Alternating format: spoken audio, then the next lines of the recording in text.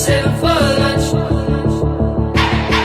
Like the real shellfish, we just haven't learned much. Oh well, that's not so bad. Oh well, that's not so bad.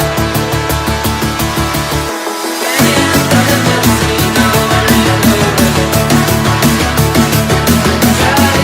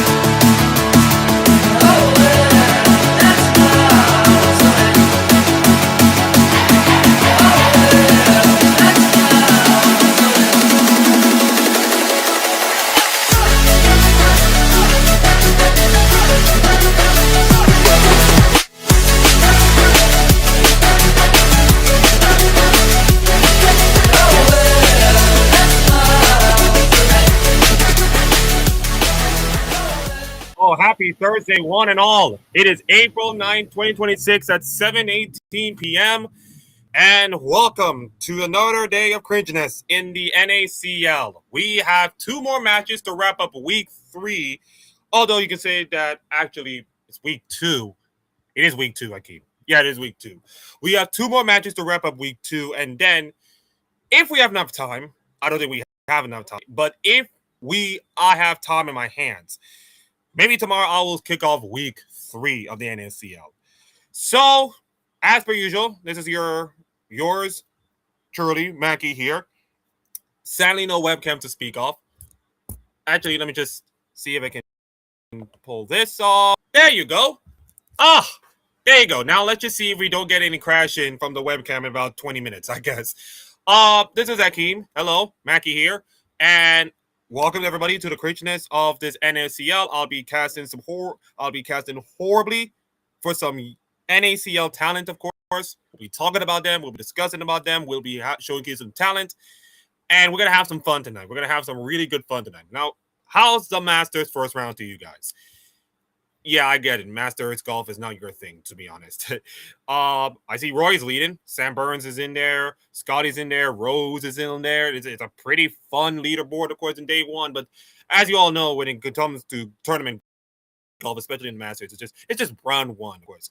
Round 2 and round 3 is where we sieve out the weed from the shaft, and then we get to the pressure cooker that is round 4, as we saw in last year. So while there's a great leaderboard, of course, the real thing will start around round 2, pretty much early tomorrow, because I think this round was suspended because of darkness, of course, because, you know, there's weather delays and all that stuff. So you could just say that, yeah.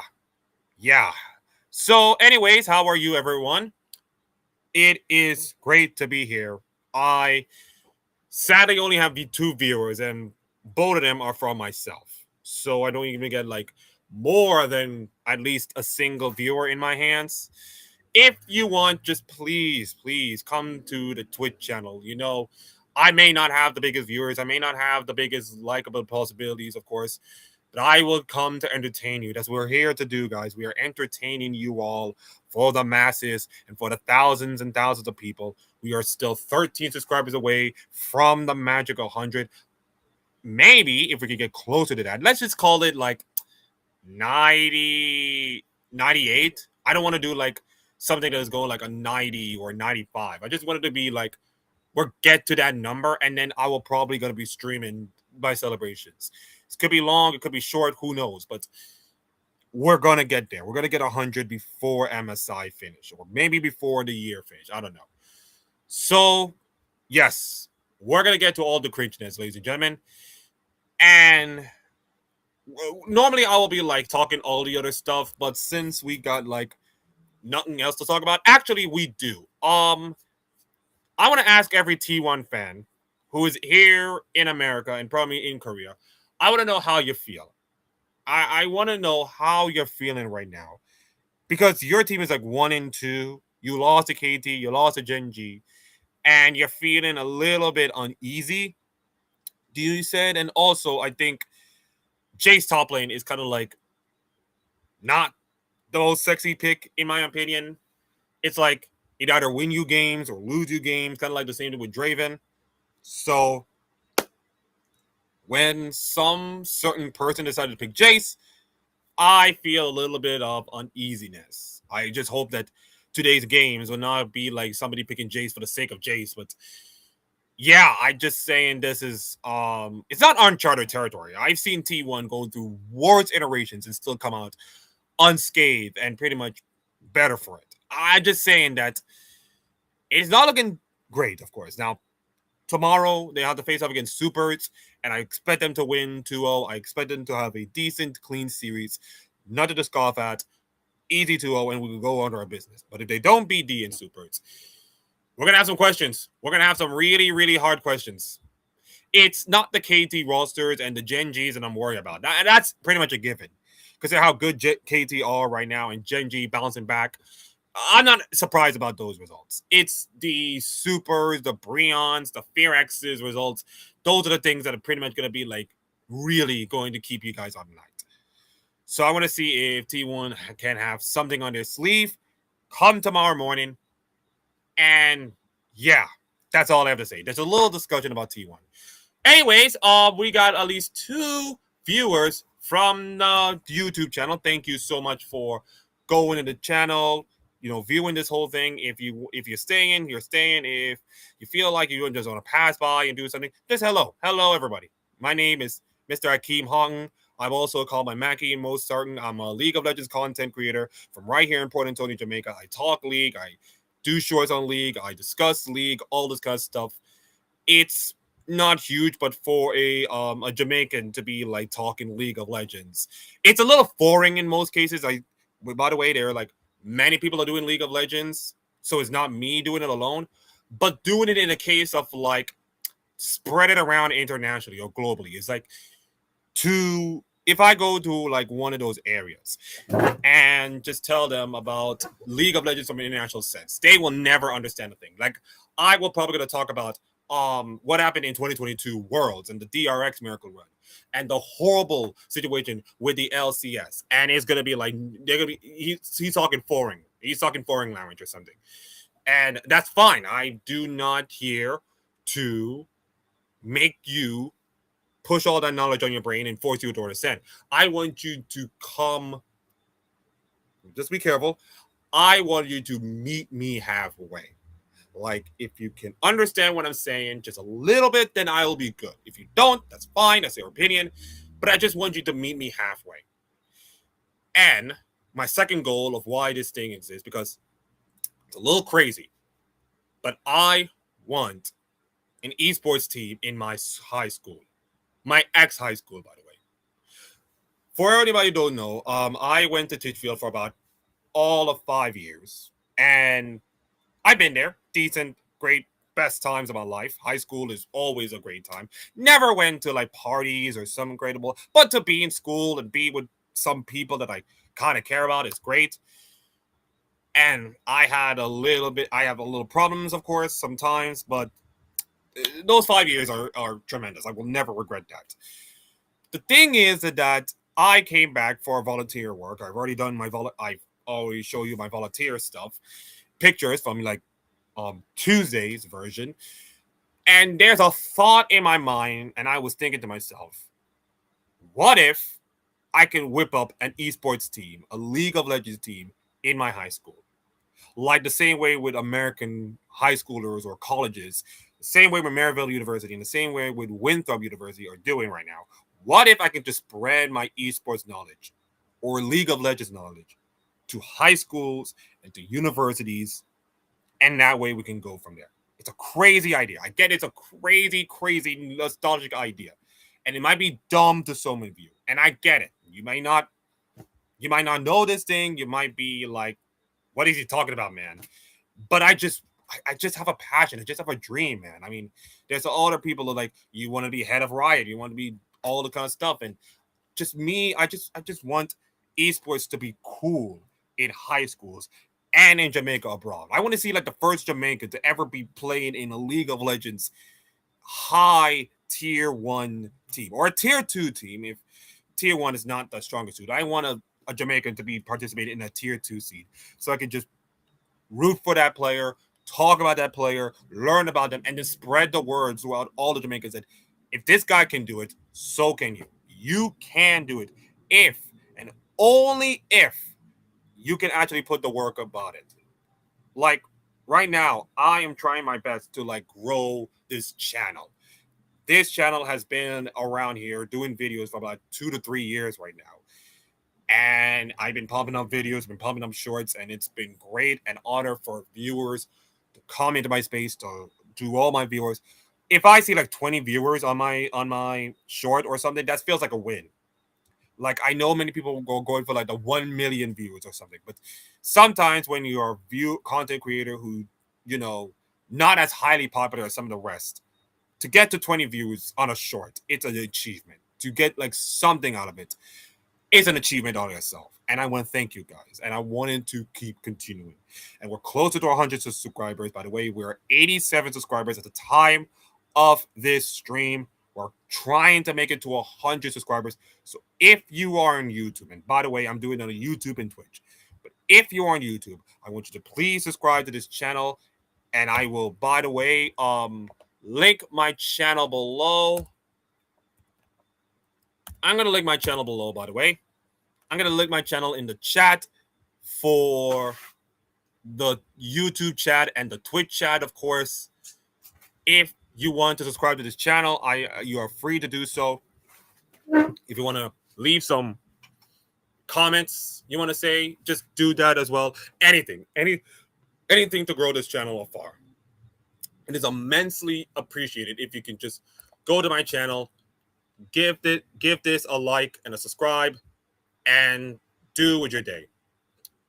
And yeah, so let me just hold up.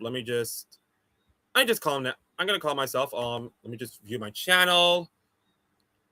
It's not a complicated, of course. This is my channel, by the way. And I'm gonna just show you. By the way, I'm gonna just probably gonna show you. Just give me a second, everybody. Just give me 1 second.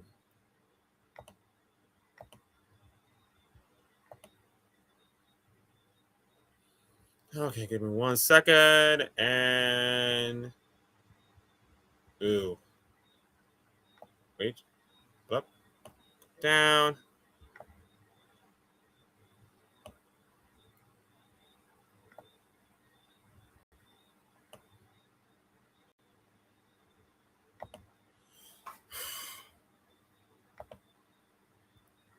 Eesh, nope.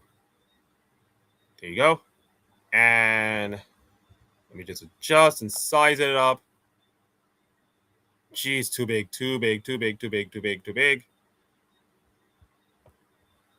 Actually, I don't want this like this. I don't want it like this. Just go like here. There you go. Brilliant, marvelous. And ooh, no. Hold up. No. Okay, at 100. Yeah, listen, I'm adjusting this thing. Okay, I'm adjusting this thing. I'm trying to make sure that I get everything right. Try to make the setup everything right. There you go. Okay. So, in case many people don't know, this is my YouTube channel, by the way. I'm streaming it live, of course. And by the way, thank you for the people of Restream Studio. If you wanted to get all your streaming stuff on there, you can go to the website restream.io for this entire experience. I'm using kind of like the basic terms, of course. I don't even have the money for like spending the premium, of course. So it's kind of like everything is pretty much there. It's there. I don't have like the big two monitors that I have right now. I have two monitors, but I don't even know how to use them yet. I don't have all of that. But it's all you have to do is to get a camera, get a streaming, get your personality, and you're good. You are absolutely good. And by the way, this is my channel for anybody who don't know. Let me just pop in on to the YouTube chat, by the way. This is on YouTube, and this is on Twitch, and this is on YouTube. So that is the channel that you want to go in, sub the channel. There's all that crazy content. Some of them are pretty much informative. Some of them are kind of cringe, but all of them are really good. And by the way, this is, in case many people do not know the banner, I went to a snow day, by the way, in 2 years ago. For anybody who don't know, I'm in Jamaica. I'm a Jamaican. I have never seen any snow yet. It's always sun, it's always wind, it's always rain. That's it. Nothing but weather. So when I get to, so my grandmother, shout out to her in Nantucket, get to invite me for a snow day. And I have to say it was the most incredible time of my life. I will show you the photos, ladies and gentlemen. I will show you all the beauty, ladies and gentlemen, on that snow day, ladies and gentlemen. So there's a video, of course, on it. And let me just show you some videos. Yes, we're going to go to memory lane, show you some videos. This is me walking on the snow, ladies and gentlemen. This is 2 years ago. This is me discovering snow for the first time.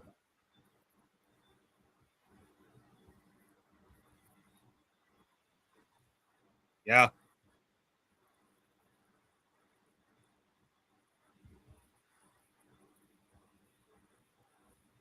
Oh, this, yeah, by the way, that's my grandmother, by the way. That's my grandmother. Oh, God. Oh, man. Look at her. Yeah. Oh, my God. That's my grandmother. That's my grandmother. That's my grandmother, by the way. The person talking, that's my grandmother.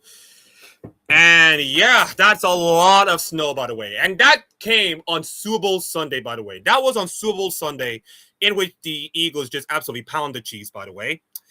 And that was a lot of snow. That was a lot of snow. You're talking about 2 to 3 inches. We never get to go anywhere, to be honest. Which was the perfect day, of course. So let me just show you the other photos, by the way. This is me. That's just me enjoying myself with my hat, my jacket, all the kind of stuff. I was having the time of my life.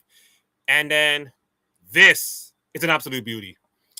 So if we have the time, we got 25 minutes. We can just go to we can go League of Legends if we have to. But if you are staying here, it's time for us to enjoy the 25 minutes. Me and my grandmother going on Nantucket drive-in on Super Bowl Sunday with all the snow and all that freshness. I want you guys to enjoy this. This is probably gonna make me smile.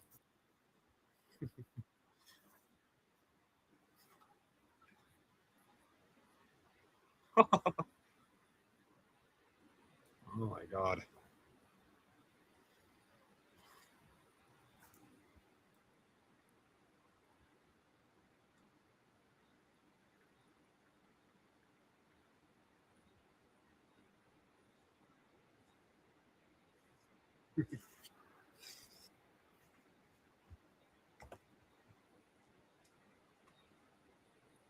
Look at those houses. Look at those houses.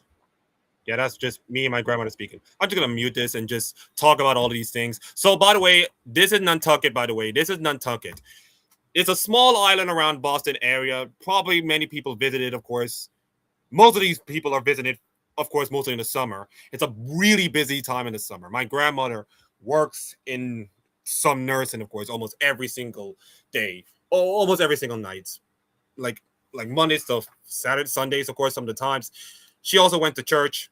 She, of course, there's a church way over the yonder, of course, right around the airport. So yeah, this is Nantucket, by the way. It's a really small island, just kind of like Jamaica, but it has every single weather condition, of course, including the snow.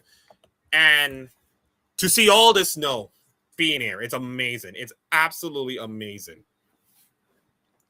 Gosh, just look at that. All the cars, all the snow just going around there. It is amazing. It is absolutely amazing. It is a joy to watch. An absolute joy to watch. You know what? Let's just hear me and my grandmother speaking more.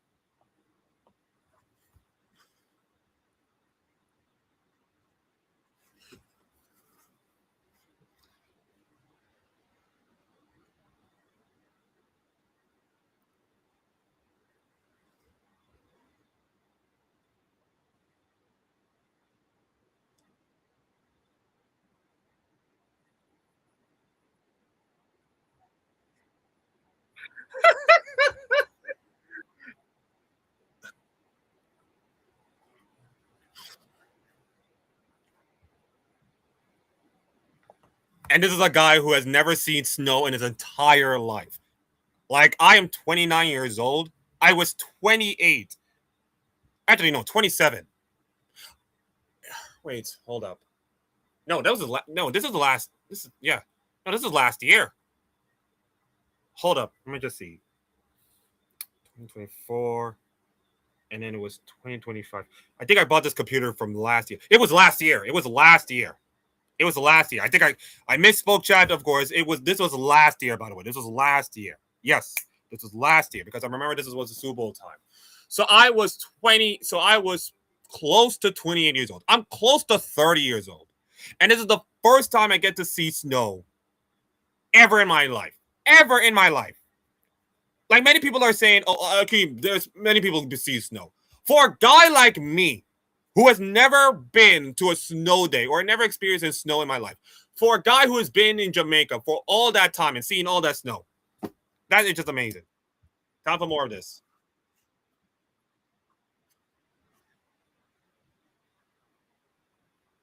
Oh my god.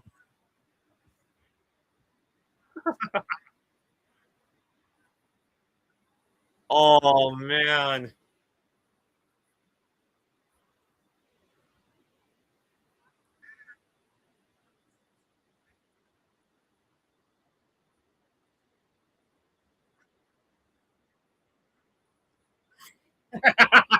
I didn't say powder snow instead of cake. My god.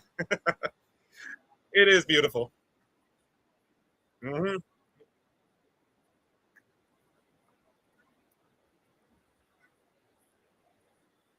I mean, it is true. There were a lot of places around Boston area that got that snow, of course. And there were like many people having plow trucks and some can't even go anywhere.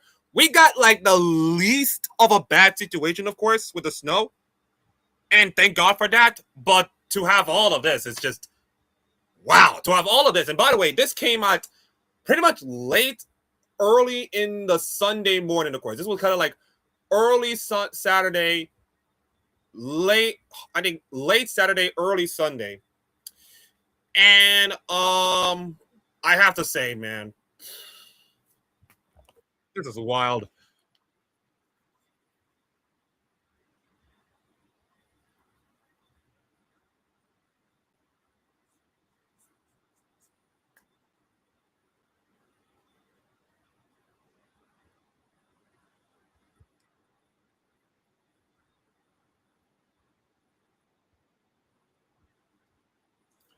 Oh my god.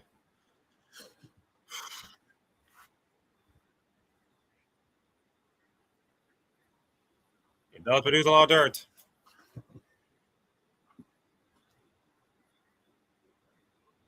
It does. Yeah.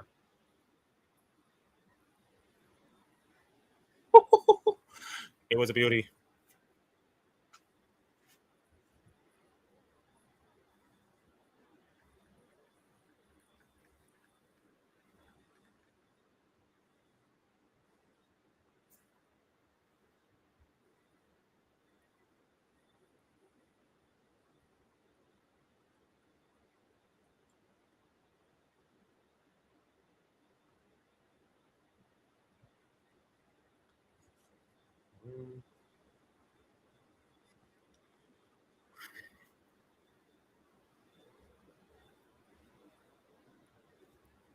Listen, and let's be honest, I could have loved to talk about this, but it's just like 21 minutes, 25 minutes of me driving in Nantucket with all the snow.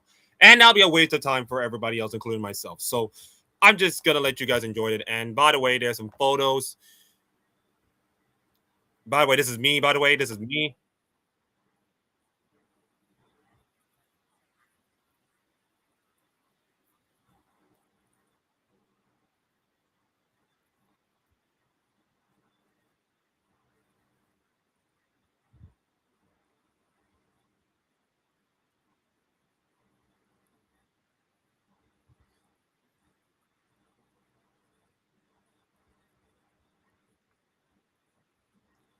Yeah, thank God for all of that. It was an experience. That was just me.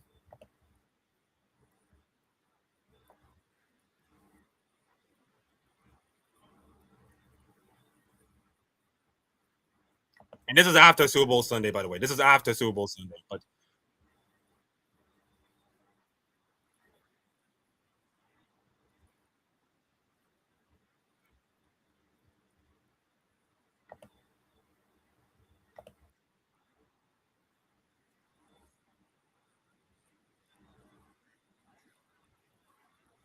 my lord. I'm wearing boots. I'm wearing stocking.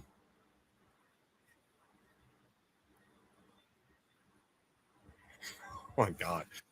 Woo-wee. No, not much. Not much of a snowball in 2025, Hakeem. Not much of a snowball.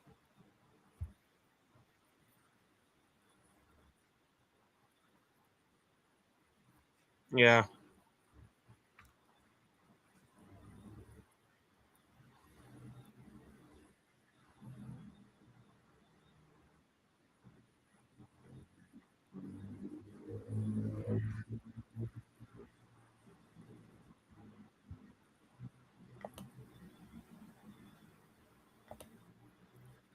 And I think that's just me walking in the snow again. I think that should do it. I think that's pretty much does it. And yeah, I get to enjoy Super Bowl Sunday. I saw the Eagles just absolutely destroy the Chiefs. And let me just see again. Oh, yeah, yeah, okay. Yeah, by the way, I just saw the Eagles destroy the Chiefs. And I have a great dinner. I have a wonderful time. I watched Kendrick Lamar just actually bury Drake in all sense. So it was a fun time. It was an absolute fun time. I was meant to go this year. Now, this year, I was meant to go back to Nantucket and experience it all over again. And I got my, I should talk my visa renewal, which means I'm going to be in America, traveling to America for the next couple of years. Yay for me! But unfortunately, the weather have another idea, and it was horrible. And last year, I can handle that. This year, the weather was so bad that I don't think I can even handle that for a second. I just cannot handle it. I mean, you can saw like there's videos of like icicles just floating in the breeze, and there's like the temperature kind of like dropping just like minus degrees or something. I can handle that cold, but not like that much, to be honest. So unfortunately for me, snow day 2025, 2026 is canceled. It hurts, but we did went to Ocho Rios for my vacation, and that is for another time. That is for another time, ladies and gentlemen, because it's time for us to get some cringing. It's time for the cringe, ladies and gentlemen, and it's time to do more League of Legends. So, yeah.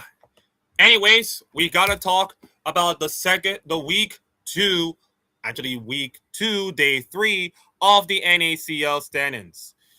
As you can see in the table, CCG Esports, NRG, Maryville are all on top. Supernova will get to play, of course. Blue Otter is in the mid of the mids of 1-1. Winthrop is also 1-1. Sentinel, Conviction, Dorado, and Apex Mission Impossible are all stuck with no wins. But all of that will be changing today because our very first matchup will be Conviction and Sentinel Gaming trying to look for their first wins of the season. And as you go look at the lineups for both for Sentinel Gaming, we have Bradley, Griffin, Asala, Array, and Stride. The full Old Miss package, if you could say that. They are coming into the lineup looking for a first win, and they have not, and they kind of look a little shaky in their last game.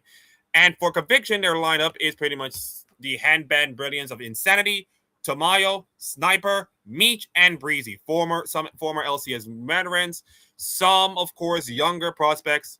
Many people are looking at Conviction as probably like not a great team. I have them in 7th place. I think one of my comments is saying 7th place, are you crazy? And like, yeah, I'm kind of skeptical about it. So those are the lines for both teams. And by the way, I believe we're going to look at profile at Bradley in the top lane. He was fine, 4.7 KDA, 23.6k damage, minus 3 CS, 819 damage, and 69.9% KP participation, which is nice on the dot. Was decent in his first game. I think, let me just see if I can remember Conviction's last game. Let me just open up. So Conviction's last game was against, oh Jesus, the Mighty Maryville University, and it did took a game, and it did take us. No, actually, that was wrong series. Wrong series. Actually, it's Sentinels taking on. That was Conviction's last game. Conviction's last game was against Sentinels. Maryville University. This was Sentinels' last game, in which it was Bradley put up a credible performance against Akali, and by the way, I should put a more Y's in there because of his name. And I did not even put the stats on all of them, and that's my apologies, but I will be putting the stats on most of them. And Arai was my team of the series, which he was not performing well. And that was when Music and Sochi put up an absolute clinic for Supernova. So that was the last time we get to see both teams playing. And now both of them are looking for their first wins of the regular season for NACL as we're about to head to the draft. Ladies and gentlemen, the draft is consisted of a classic Ash Seraphine with a Syndra on the mid, and of course Tomayo will be in the bot lane with a Zinjao, the jungle with a Zinjao, and Sniper on the Gnar. Facing off against the Vayne top lane. Woo-wee! You're seeing a lot of Vayne top lanes these days. Mel is in the mid lane. Mundo is on the jungle.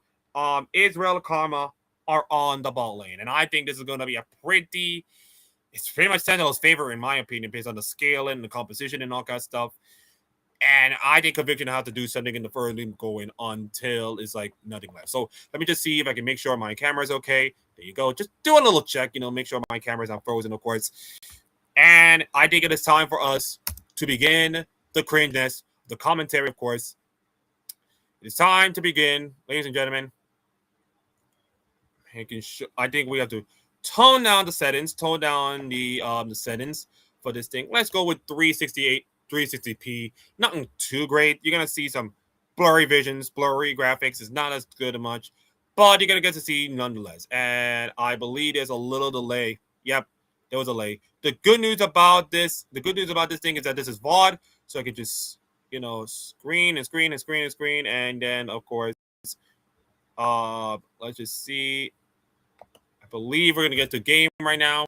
We're going to get to game, and yeah, so we're getting to game right now. Here we go. Week 2, day 3 of the NACL Spring, and there's a lot of chunkiness early on in the bot lane. So much so that I need to force myself to go 480 right now just to get a little clarity. There you go. So Stry are doing work in the bot lane, of course. Poking with the Karma with Ari, who's probably need a better performance from last week after his shocking, horrible performance, of course, in week 1. So Indigi needs to bounce back, of course. Bradley is trying to do work on the Sniper in the top lane. You know about the Vayne, trying to early on dominate the lane, of course. And Bradley was on the ward. Sniper can see it and actually pulls some damage. Level up onto the Bradley. He's now on level 2. Meanwhile, the Gnar is stuck on level 1. And we've been on the top lane for a longer while. Maybe we just go to a different lane. Hope the observers will see it. But mid lane is not doing much. Bot lane is not doing much, of course. Here are the runes, and now we get to this mid lane. And here are the runes, of course, for this team. And yes, you can see the frame rate is not as strong, of course, with the computer. So I'm sorry about that. If you're seeing this with a horrible frame rate, I apologize. This is not the most highly decorated, highly skilled computer in the world. Sorry about that. You're gonna see what you get, okay? You're seeing what you're getting. So right now, Mr. Griffin is trying to do work on the crabs. And now Insanity is poking damage onto Anish. Griffin is trying to do work on the jungle, but he decided to walk away. And that means that Tamayo will get the Scuttle Crab and the ward placed in there. So far so good, nothing too much early, but unfortunately he's going to go down. Flash for flash, and I think that'll be the first blood into Conviction. Oh! But it was sniped with the first blood as well. He might get 2 kills and a double kill for Ray. Okay, he has stepped up from what happened the last match, and he decided to put his name on the game. 2 massive kills onto Much and Breezy, and he is feeling confident right now in the bot lane. I was convinced. I was thinking, Conviction will get the first blood. But my God, Arari, with all the moves, all the slickness, I kind of focused on like the one particular fight, but I never realized that Arari can put up so much damage. And he's going to come back with different items.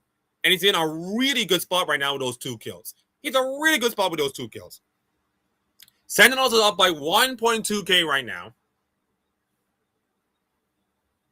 And now Tamayo is trying to search for something. He saw the ward, and I think he's going to clear the ward. There you go. Extra money. And now the bot lane is kind of trying to go down and trying to relieve this pressure. But if you look at the wave state is just not looking great right now. This is what is going to be a really dangerous bottom. Tamayo is trying to come in, trying to get to the Krugs. Griffin is trying to tease him, but unfortunately nothing doing. And now is Israel Commerce just doing all the work, chunking all the damage, doing all the poke. Meanwhile, our Bradley is doing all the work on the sniper. He's poking. He is really making this wave state not so good for sniper right now, although he's going to clear it. And Griffin will take down the Scuttle Crab and probably going to take down the Cloud Drake first, unless Tamayo can do something about it. He will not take the Cloud Drake. He will try to leech it just a little bit, trying to scurry on Era, trying to clear out the ward. And now with the help of Siri, he's trying to go into the mid lane and try to do something. Meanwhile, Anish is doing all the fancy feet. Insanity is pretty much dead right now. Hopefully he's not dead. The gank is pretty much coming in. Then Insanity will trying to, poke away, trying to peel off. And meanwhile, Griffin will get the Cloud Soul. Infernal Drake is coming up. And unfortunately, this dive is going to be really bad for Mr. Bradley, which it does. With the help of Mr. Tomoyo, take down the Mighty Vayne. So 2 for 2 on the kills. Game is even right now. Top lane is pretty much the benefit of the dive. And a little chunk onto the turret. Goal, of course. Asala is battling on with Insanity, of course. Meanwhile, back in the bot lane. And right now, Ash and Seraphine and Munch and Breezy are fighting back, but not so long. Arari would pull out the damage, spicking and poking and pretty much forcing the flash onto Breezy. So I was thinking to myself, okay, then Ash and Seraphine have a comeback, but with the mighty, chain and the mighty Israel ults, they erased chunk of the damage, and now the wave state is pretty much in a bad spot right now. Tamayo really needs to help the wave state. They're getting all the gold, and they're poking the damage. My goodness, Breezy is not long for this world. Munch has to really have to do something here. But it just feels like constant pressure on the ball lane right now. Here comes Griffin, down in the lane. And I don't know if Munch can survive this. He has to do some fancy work. Griffin will get the kill. They might get 1 back onto stride. Tamayo did. And that's 1 for 1 in the bot lane. Which is actually pretty much a good news of your Conviction. To get 1 for 1 in the bot lane, that's pretty much a good news. So back to an even state right now. Drake is up at 230, of course.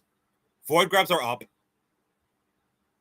And right now, the game is pretty much at an even flow state. Nothing too much crazy, of course, in terms of kills and everything.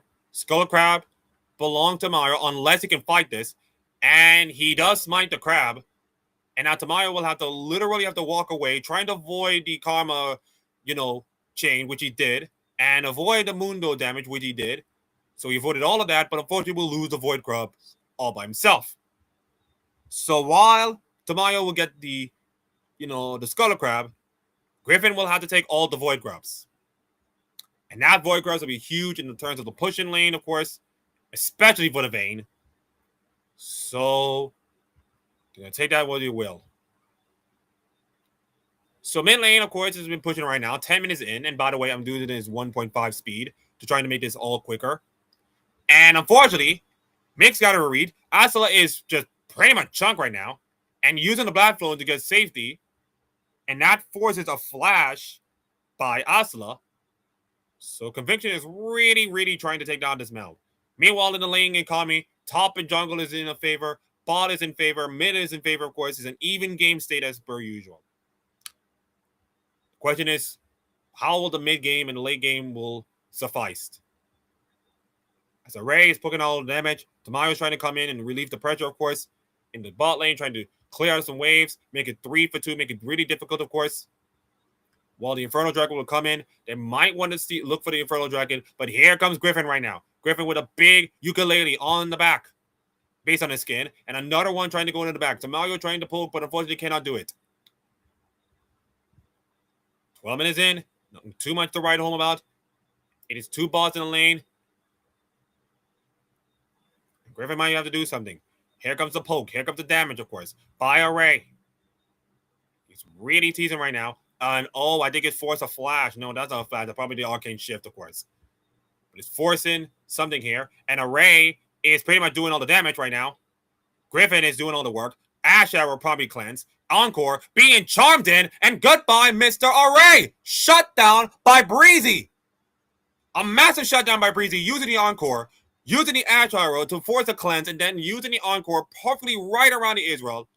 That is pretty much your damage dealer gone. And that is pretty much the Drake. Unless Sentinels can fight for this. They might want to fight for this. But unfortunately, damage by too much. Wind becomes lightning. Taken all away. Asla is down. Goodbye, Mel. And the Drake is theirs. Convicted will get the Drake. But they want some more. They want to steal right there. There goes the Mundo stealing the Drake. Griffin just came here and stealing it like it's your kid's lunch money. 2 Drakes to none. Massive blow. And it's Ocean Soul for the rest of the game. So a massive fumble on Conviction's part. Everybody thought they will get the Drake, but they leashed it just a little too much for Griffin to smite the Drake, and now it is 2 Drakes at 14 minutes. It is not looking good for Conviction right now. And Array is, by the way, leading the entirety of the whole thing, but unfortunately not for long. Here comes Array, pretty much big poke, down he goes, and that kill goes on the Meech, which is really important right now. So now the game is pretty much even in the bot lane. The goal lead is pretty much in 900 range, but not too for long based on the plates they're going to get and all the stuff. So right now, Conviction are pretty much in the front foot. 1.5k goal lead, which is not a massive goal lead, but a goal lead nonetheless. Rift Arrow will spawn. And a massive True Chop Barrage to stop the recall. Massive. But how massive will it be? Basically not as much, but it will force the Karma to, not recall. And right now, the game is virtually even in terms of kills, but the 2 Drakes is pretty much mostly Sentinel's favor. And if you look at the Ocean Soul, you see the healing from the Mundo, you see the healing from, the Karma, you've seen lots of healing. You can, Sash and Seraphine are beneficial from the Ocean Soul, of course. So this soul is going to be really beneficial for both teams, of course. Like I said, I apologize for the frame rate, of course, not being on to scope. It is what it is, of course. So you're going to hear me commentating. But, of course, the camera is working. Well, thank goodness, of course, for that. 16 minutes in. Hooray has a total gold, of course. Most gold of the game. But all eyes on Tamayo. Tamayo is 2-0-3 right now on the Xin Zhao. You can also do some work, of course. So, Tamayo is actually carrying this Conviction team to greater heights. Meanwhile, Larai is literally the only one with a goal lead. And Conviction will probably going to take Shelly, of course. 4 people in there. There is a ward, but I don't think Griffin will ever do anything about it. So, Shelly belongs to Conviction. And they're probably going to put this in around mid lane or such. Maybe bot lane if they can try to accelerate Mitch's and Breezy's advantage.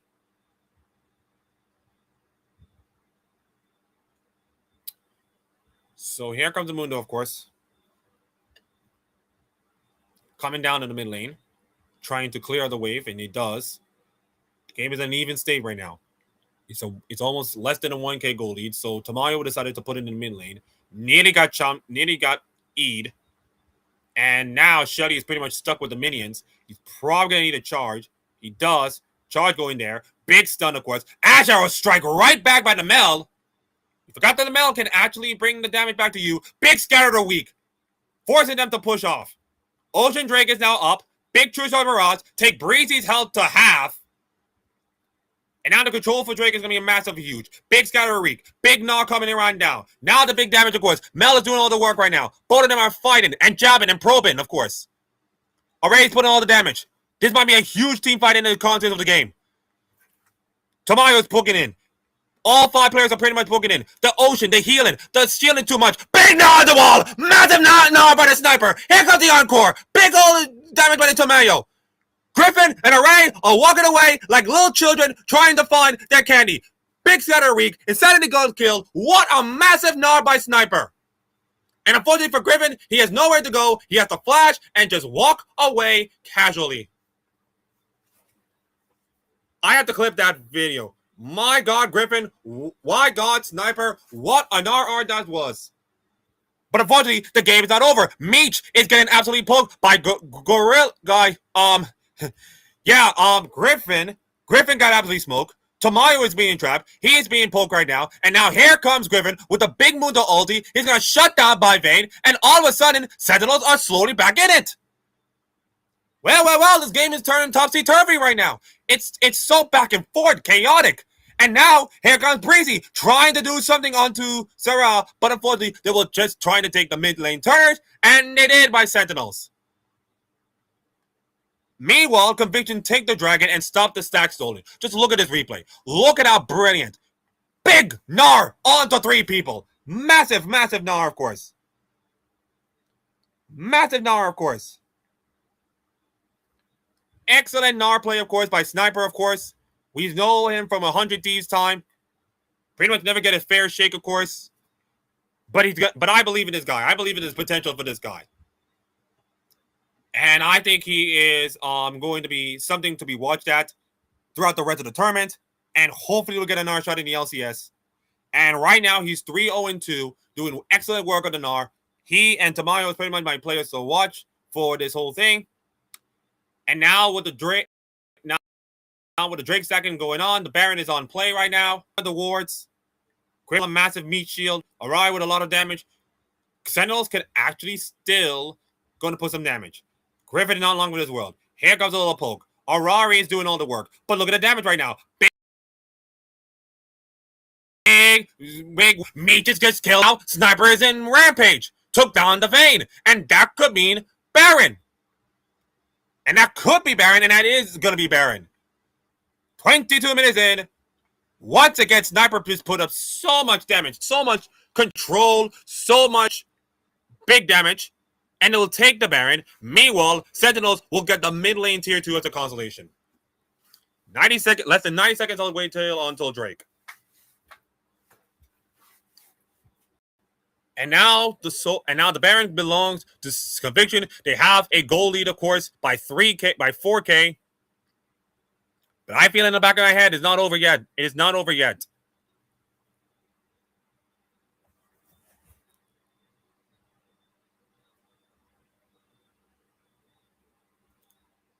And now Tamayo is trying to do work on the let me just do all the work. Meanwhile, tier 2 is trying to take down, of course, by Conviction. They're trying to poke and do all the work, of course.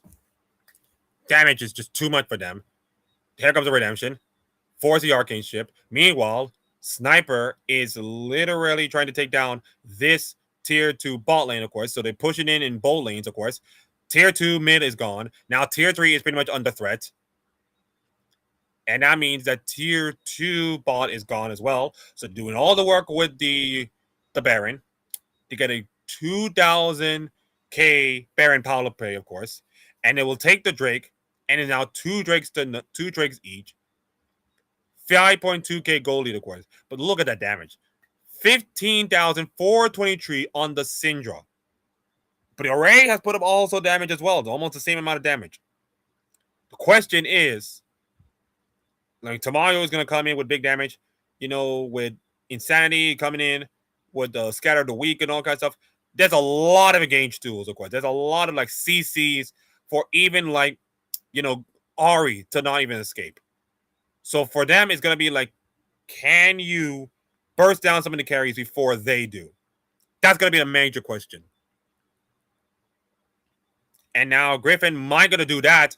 Unfortunately, big Edge Arrow, big Encore, big Gnaw onto the wall. Unfortunately, they do nothing. And now it is Sentinel's turn to strike. Here it comes with a big damage, of course. Here comes Bradley taking down the Meech. Now then, 1-for-1. Insanity take down the Bradley. And unfortunately, now it is time for Sentinels to take win. Now they're going to move forward. Now they're more damage. Big bars being targeted. But Tamayo sniped down Griffin. Here it comes with a big bar. Sniper just being unstoppable right now. Bell ulti. Down goes Tamayo. Into the Baron. Into the base they go. Sniper with a massive triple kill and a massive now performance. Triple kill on the Sniper. I excuse myself for stumbling my words, but my God, that was a chaotic fight. And Sniper, the beneficial of that, with a triple kill. Incredible performance on the top lane by Sniper. Incredible. 7-0-3 on the Gnar. 2.6k gold lead on top of it. He's having a massive performance in game 1. Incredible performance. And right now, Conviction is closer and closer to a victory. 110 remain on the Baron. And you look at this replay again. This was a massive fight. So much damage being poked. Meech is down. Bradley, of course, is down as well. And then Sniper just absolutely gonna go right into the base. Right into the base. And just poke 2 damage, of course. And now Insanity just kill off Bradley. He's gone. And unfortunately for Griffin, he's also gone as well. Stunned. Goodbye. Meech take another kill. Sniper just dancing on their graves right now. Just literally dancing on their graves. And now, of course, another turret being destroyed. That is the top tier 3-2 tower being destroyed. Baron is up right now, and I think they're going to be the first to get it. I just don't have any good assurance that Sentinels will do something about it. Jungler is gone for 10 seconds, but even then, I don't think he's have any chance. Sarah's going to do something. And the arrays, True Shot Barrage just does nothing, as Conviction will get their second Baron in the game, and right now, they're pretty much marching to the end. Sniper is having an absolute brilliance of a game right now. I mean, holy smokes. I've never seen a top laner play this incredible, of course, in a game like this. And he deserves it. He absolutely deserves pretty much a game 1 MVP if that comes. But they have to finish the game, of course. Long way to go. The game's not over until the Nexus falls. That's pretty much the big point. Tamayo with a GA, of course, pretty much protect themselves. Mel with all the fancy damage, but I don't think there's nothing he can do. And now, he's probably healing and shielding by Breezy, of course. And now a little big out of the week. Now the tier 3 is pretty much in threat. The tier 2 bot and the tier 2 mid is pretty much in threat right now. And then Ash Arrow just swims it by. And now tier 2 is in threat. Tier 3 is pretty much gone. Both tier 3s are gone. Both inhibitors are gone in the mid and bot. And right now, Sentinels have to scramble to do anything. They're going to push down into the base. They're trying to end the game right now. They got to do something. First Nexus is down. First Nexus turret is down. And Convention, you better do something. You better do something or the game will end. And they will just leave the base right there. Griffin is trying to move forward, trying to clear the wave as fast as possible. And they did. And unfortunately, for Conviction, they will leave the base open and they will take another Ocean Drake. If you're Sentinels, you're fine. But right now, you're just one team of fight away. You're just one team fight away from being much losing. I thought the True Summer run might get the Drake. And if that happens, my God, it may not change the game as much. But right now, it is a 10k goal lead in my stance. It is looking dire if you are Sentinels. And now here it comes. Big Gnar. Nothing too much to go through. Trying to Gnar over the wall, of course. And now here comes the big push. Here comes the big push. Damage will go to Tamayo, but unfortunately, healing and shielding onto Breezy going to be huge. Big Scatter of the week. Griffin is pretty much chunked, of course. He's gonna have to go back at the base right now. But even then, you're facing a naked Nexus. And now, of course, Legendary trying to do something. But unfortunately, Griffin is Legendary. He's got another Gnar. He's got a double kill to his name. And I believe the Conviction are just too much for Sentinels to handle. Sentinels cannot do anything right now. And what a performance by Griffin. 9-0-4. He's my Pog first game. And Conviction wins game 1. What a performance by Sniper. What a performance by Sniper on the Gnar. Incredible stuff by him. So here he is as my first game MVP for Conviction. We just type it in. And 9-0-4. Let me just see if I get it right. Let me see if I get the information right. 9-0-4. Yes. 9-0-4. And that is it. We don't normally do that big damage numbers or something. That's for like tier 1 stuff. But we're just gonna simply put in the KDAs, and that's it. Not much damage, nothing too much, but just put the KDAs and that's it. Just to save time, of course. So Sniper put up an incredible performance on the Gnar in game 1. Amazing performance by him. Well deserved for the MVP. He was so convicting, pun intended, of course. And it was amazing on Gnar. So if for Sentinels, this was a rough game 1 to talk about and rough game 1 to do anything. We're going to find out in a couple of minutes if they can bounce back for game 2. As you see the damage, of course. Griffin did not do much. Sniper did not do much, 20-point KA. But my God, his paw prints are pretty much in this series or in this game, of course, from the minute jump. 33.6K for in the mid lane, of course, for the Syndra. And if you look at, by the way, the gold grabs. By the way, and also you look at the other kills. Nothing too much to write home about. Dominated first game victory on around 33 minutes. The game was pretty much in the Sentinels' favor, of course. It started off slowly in the Sentinels' favor. And then, of course, once we get to like the Elder Drake, of course, and the fight, it was all Sentinels, all Conviction, by the way. It was all Conviction for a little moment, of course, and then Conviction just dominated all the way into a 33-minute victory. And yeah, you can see, the graph and the game breakdown and all kind of stuff. And yeah, so it's a convicting win, of course, for Conviction. Let's see if they can try to win game 2, of course. And you can see, of course, this is the draft. We got Corki, Bard, and then Veigar. Is he going to play Veigar? No, he's going to play Varus top. He's going to play Varus top. There it is. So I think it's Varus top. Corki, Bard. Oh, I think the casters are like perplexed about, Varus top lane. So for game 1, you tried Vayne top lane, Bradley, and now for game 2, you're going for another 80 carry top lane. He's just I don't know. Maybe this is, by the way, this is from last week. By the way, either he watched a lot of, what, KT is done, or maybe he's like convinced. But you're putting Varus against the Rumble and the Jarvan, the hot pot combination. It's gonna be really rough for them. And also you got the Nivea wall and the polymorph from the Lulu. It's going to be rough for Bradley to even convince, of course. Like, yeah, you could have Temper Fade and maybe Quirky Damage, of course, Aurora with Between Worlds and the Lore Dominator in the jungle, of course. But even then, I don't feel good about Sentinels, of course. I feel that this is more of a Conviction draft than anything. I think this is going to be a Conviction win, plain and sailing, unless this draft can do anything. But this is a straight up gap in favor of Conviction. It doesn't feel good for me.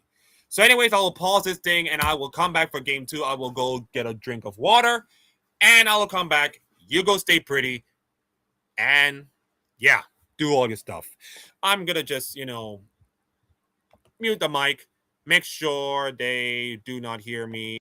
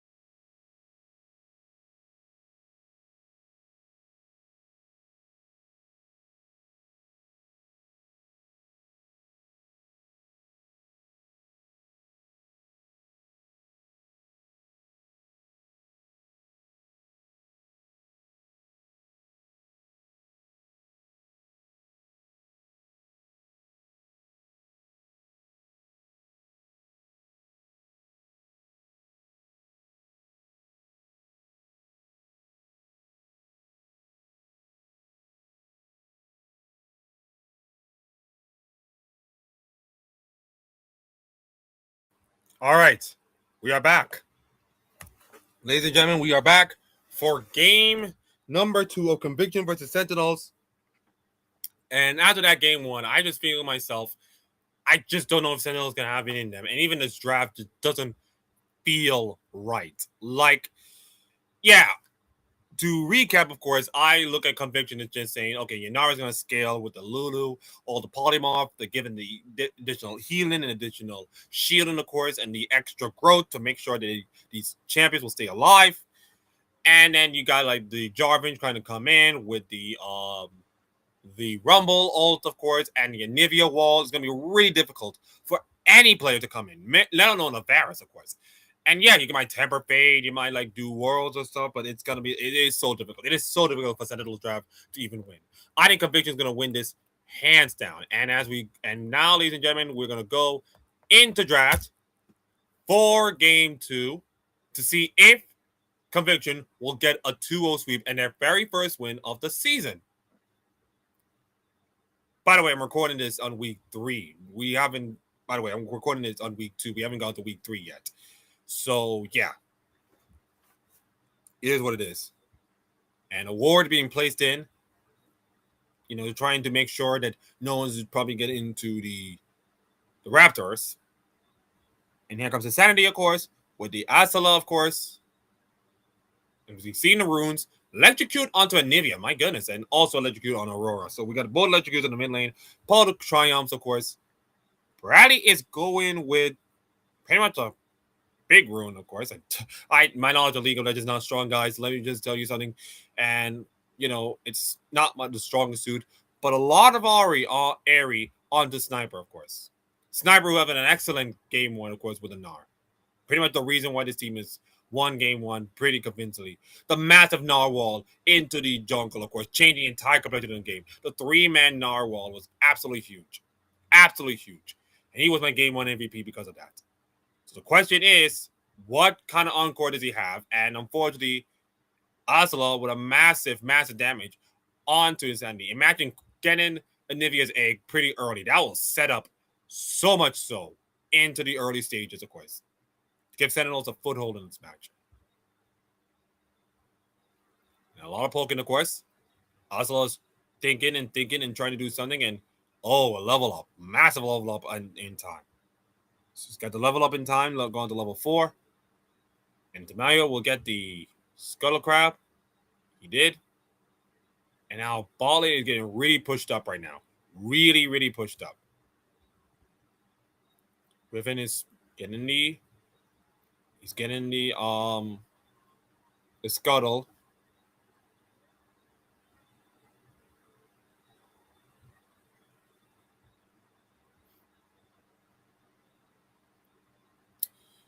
Bradley is trying to do work onto the Varus top lane, but oh my goodness, oh sweet Jesus, Tamayo is really gonna cook Bradley unless he can kill the Rumble, which he can't. He can't. Tamayo with the first blood. Oh my goodness, this is just bad. This is so bad for Bradley. It's now the second game in a row he's trying to play ADC top, and it did not work. He tried the Vayne, did not work, and now he's trying the Varus, and it did not work. And it's not looking good. But if you're Sentinels, you're looking pretty fine right now because Meech is pretty much dead to rights, and he nearly dies. Oh, he nearly dies. One more hit, and I think Meech will be dead. So close there. So, yeah, only first blood went to Tamayo. And Tamayo is pretty much down right now. He's going to drag in, of course. And he is pretty much cooked right now. Unless the Anivia can do something. He is going to drag. He's going to force the flash. And now, big chunks from Griffin, but did not yield anything. So, he got the jungle to safety. And everybody's going to go back to normal. So, big missed opportunity for Sentinels, of course, early on.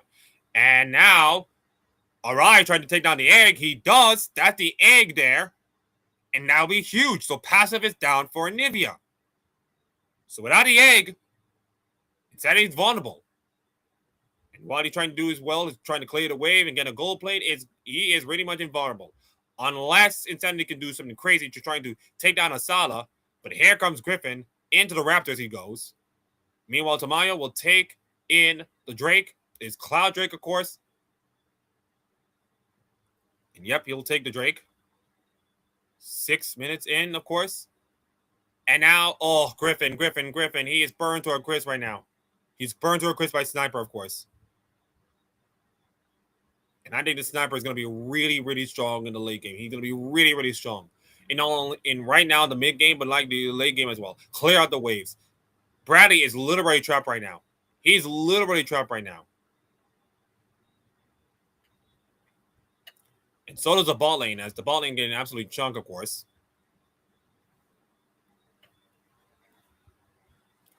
And stunned, of course, by Array. And Insanity is pretty much trapped right now. Griffith is trying to look for him. He's going to climb over the walls. He's probably seeing him right now, and he's pretty much doomed unless he do something. He turns around, stun the Aatrox, put him in a Cataclysm, Temper Fate onto Griffin, but unfortunately, he is gone. Tamaya with another kill, and Between Worlds did not do nothing. Insanity with another kill. Meanwhile, big massive kill onto the Corki. If that was a kill onto Meech, I will turn off this entire game and move on to the next one. But Mirai saves the whole day from being a disaster. Meech was so close for giving them a 4-0 lead and a massive advantage, but it's still a 3-1, and Corgi with a massive kill onto Yunara. But still, Tamayo with a 2-0-1 on the Jarvan. Griffin trying to kill off the Insanity, of course, but he got trapped. That Insanity turn around, stuns him, used the wall, force a flash. The Temper Fate was good, but unfortunately, Tamayo with a kill, and they get another kill on top of that. And all of a sudden, it's not looking dire. It's looking dire for Sentinels right now. It's not just the top lane. It's pretty much all the entire composition just doesn't feel great, of course. Meanwhile, for Conviction, there's a plan, of course. And speaking of plans, Sentinels is trying to plan to take down the bot lane, of course. But unfortunately, will fail to do so. And Tamayo will take down Raptors. And meanwhile, Griffin will take down the red buff. And meanwhile, Al-Sala has forced a flash by Insanity. And Griffin is trying to look for the Anivia. And he will harken into safety. He's got the passives back up. So that means he will probably turn to an egg when he gets scrambled. And now Griffin is in real trouble. Griffin is in real trouble right now. Cataclysm, force the flash. And the Anivia Jarvan combination is pretty much lethal right now. It is pretty much lethal. It is way lethal right now. Salas put some damage, of course, and that was it for the news. And that means Sentinels will take the 4 grubs. They'll take all 3 they want, and they did. Temper Face forced the flash onto Griffin, onto Sniper, which is huge. So no flash burn there. Massive Temper Fate by Siri to force the flash. So it's 3-1, 1.5k goal lead, of course, going in. And the wave clear is being taken care. 11 minutes, 33 seconds, of course.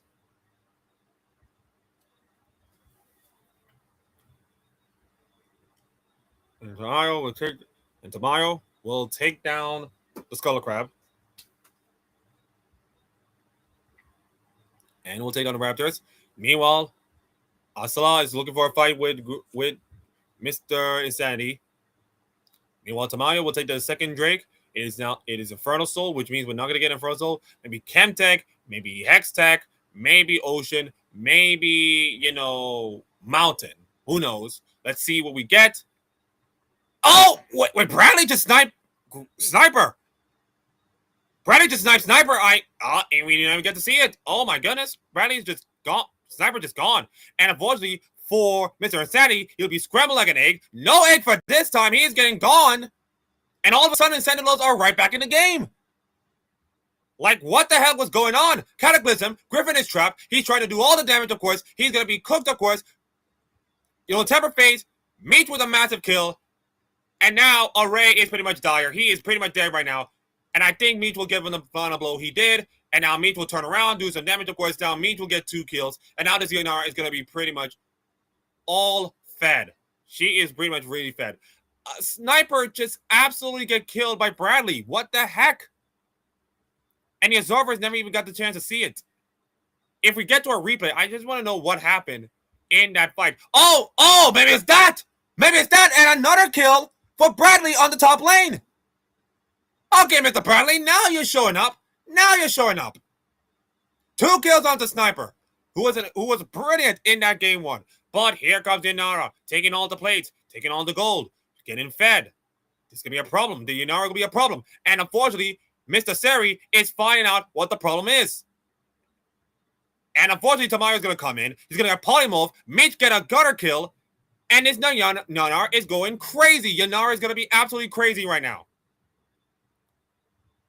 This is not looking good if you are Sentinels with the Yanara an absolute stinger of a game. 3-1-0, 1.5k goal lead. This is going to be a problem. Bradley will take the top bot lane turret, and he's going to be 2.2k up onto Sniper, which is actually good news if you're Sentinels. The bad news is Yanara take the top tower, and she has a proper lead. And I feel like I'm in favor of the Yanara. Force the flash by Insanity onto the Temper of Fate. And now Griffin tries to do something. And unfortunately, Mage is getting stunned. Growth by the Lulu. Gets stunned by the Varus. And they're going to walk away. They're going to walk away. Use the blast code. And there'll be no fight being taken. Meanwhile, Array will be all alone taking the top tier 1 tower. And they do. And that's the first tower being taken. So it's 2 towers to 1 each in favor of Sentinels. Meanwhile, Bradley's getting chunked right now. The TP's coming in. And snipe goes to Mayo. Azula just comes in, TP, just snipe the Mayo right in front. My goodness. That means mid lane tier 2 is all theirs. Bradley's going to do some damage. Mid lane tier 2 is pretty much down to like 40%, of course. And Azula just doing all the damage and doing the work. And that means that I believe... No, Baron is pretty much up for the next 3 minutes and 5. So probably no Shelly for this one. And the mid-tier turret is pretty much almost going down. And right now, you are Sentinels. You're in a really good spot. But here comes Mario just trying to change all of that. 5 seconds until the Drake. His Ocean Soul, of course. Again. And then Ursula is just pretty much trapped in the wall. And there's nothing you can do about it. They're trying to convince them. Now they're going to put the Red Terrell into mid lane. They're trying to distract them. They're going to put them in the mid lane. Sarah has the Temper Fade ready and waiting. And it did not work. Oh! He trying to do it onto the tower. It did not work. And now this Rift Herald is in a battle Rift Herald. Mitch get a kill. And then another kill by the Yanara. And all of a sudden, Conviction is getting a lot stronger. This Mitch is absolutely going to be the death of Sentinels right now. It is absolutely going to be the death of Sentinels. It's not looking good for Sentinels right now. 5-1-0. And this Yanara is going to be absolutely strong. And remember, the scaling is going to be pretty much in favor of Conviction. So it's kind of like Sentinels have to do something. Sentinels have to keep fighting. And even then, that's going to be enough. So they're trying to kill the little Lulu. And unfortunately, it kind of works, of course, because it forced them. But unfortunately, Mr. Bradley is in trouble. Meech is dominating right now. Down goes the Yanara. That's a huge kill, of course. It went to Asala, which is a massive shutdown in the mid lane. Which is actually good news. But unfortunately, oh my goodness! Sniper just burned the whole house down with a double kill! And a city with another kill! My goodness, Sniper! The Anivia wall, and then the Sniper just burned the entire team to a crisp. Bacon, eggs, and all. Jesus! Line up, shut down, and Baron belongs to Conviction. Woo-hoo!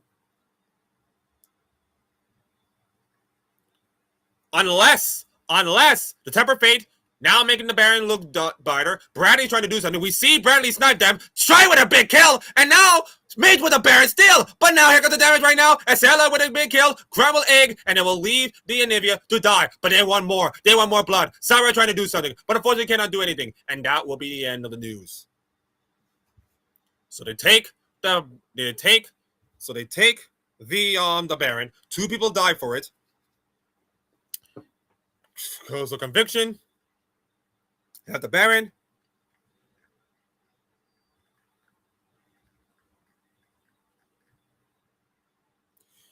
And right now we're 21 minutes in, and Meech is still a threat. 6-1-4, 3.7k goal lead. And with this Baron, I think they're probably gonna push to like the bot lane if they have to. There's the bot lane, of course. It's not looking dire, of course. And right now they took a magical journey out of here, Siri, and his bot lane is teetering on the edge of collapse. Bradley's doing everything he can to try to stop them, but it did not work. But now mid lane tier 2 is pretty much the focus right now. They're probably going to take the tier 2, and Asala is pretty much trapped right now. There's the Anivia to try and clear the wave, and tier 2 is not going down right now. But they are getting fed in gold, of course. 43 seconds until Ocean Soul. This will be Ocean Soul right now. Big snipe onto the Mayo. But the Wild Grove, of course, is stopping them. Big stun, of course. Massive kill. Insanity going crazy right now. And a snipe, of course, by Bradley. But unfortunately, they can't nothing to do about it. Meech is going godlike. Shut down onto Sniper. But unfortunately, here comes Meech. Here comes Meech with the Yunara. With the balls of steel to take him down. Massive 2 kills onto Yunara. And now this Yunara comp is online. And I don't think there's nothing you can do to stop him. 9, 1, and 5. And they'll take the Ocean Drake as they please. They will take the Ocean Soul, and if you look at the replay, Tamaya just coming in, massive temper fade on the 3 people, massive temper fade on the 3 people. But unfortunately, look at the disengage, look at the Anivia walls, look at all that damage. And yes, Sniper dies, but it just doesn't matter when Yanara is being absolutely strong. When Yanara is this strong, when she's absolutely good, Fred, it's just too much for them. It's just absolutely too much for them. But Tamaya, to their credit, 2, 4, and 11 with 11 assists, not bad. I mean, Bradley has the goal lead. Yes, Bradley has a 3K goal lead, but I tell you what, Yanara is way better than Bradley in the Varus. I just don't know if this Varus can kill the Yanara. I just don't, in my opinion. So 2 minutes for another Baron, and then 5 minutes to Elder Soul. But I'm not sure if Elder Soul can save you. And remember, this is Ocean Soul. Yanara is gonna be like, gotta get a chunk, but not that much. And now the temper fade is onto 2 people. Maybe this is a chance of them to try to turn this fight around. But unfortunately, get Polymode. And now Meech going legendary. He's going rat-a-tat-tat. Down goes Sentinels. 1 kill there. 2 kills there. Another kill trying to come. Yes, it is. Sniper with another kill onto Mr. Sarah. And I think this game is over. This game in this series is pretty much done. Janara, Mr. Meech, goes meeching around. And Insanity with another kill onto Azula. And with the wave coming in, I think it's curtains. It is curtains for Sentinel. Conviction will get their first win of the season on the back of an incredible performance by Sniper and then an incredible performance by Meech. Another kill down. You know what? They're going to go into the fountain, pad all the damage, do all the work. Bradley is just dead. Another legendary performance by Meech. He's gone legendary. 12, 1, and 9. They might want to dive the turret if they have to, but nope. They say game over. 2-0. A massive win by Conviction and a massive performance by Meech. He is my MVP for game number 2. What a performance by Meech on the Yanara. And man, you gotta see that. You love to see a Yanara player do well. Once you see that Yanara being fed, there is nothing you can do. There is nothing you can do about it. What a performance. 12, 1, and 9 on Yanara. Take a bow, my brother. Take a bow. You have earned that game. And by the way, that is now the end of the series, which means Conviction are now in the winner circles for the first time. And now Sentinels are pretty much doomed at 0 and 2 right now. So if I can just back up my camera, of course, and I will show you the results and the 3 stars of the series and the team of the series, of course, in a couple of minutes. So it just go back to big screen me. Just go back to big screen me, of course, in a couple. So yeah, it's not a great series. If you're a Bradley, this is probably the most forgettable series, of course, because to be honest, to have 2 80 carries played in your top lane, I can understand trying to be aggressive and all kinds of stuff, but yeah, not good enough. And by the way, as you can see, there's matches going on. We're focusing on week 2. We're not into week 3 yet. We're going to be focusing on week 2. And let me just look at all the results. Conviction versus CTG. No. Yeah, so Conviction versus Sentinels. And you see the series. It was absolutely dominated, of course. Meech deserves my first star, of course. Oh, by the way, I could just zoom out and just show you the whole results. Go down the camera, and then there you go.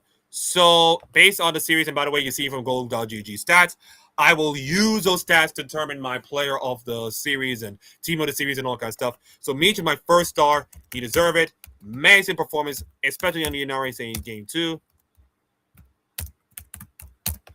And well, actually, you know what? Sniper. You know what? Sniper deserved my MVP. Actually, Sniper deserved my MVP for the way he set up the Rumble, burned them to a crisp with a massive fight, and then that Ynar performance was just unbelievably good. He is my first star of the series.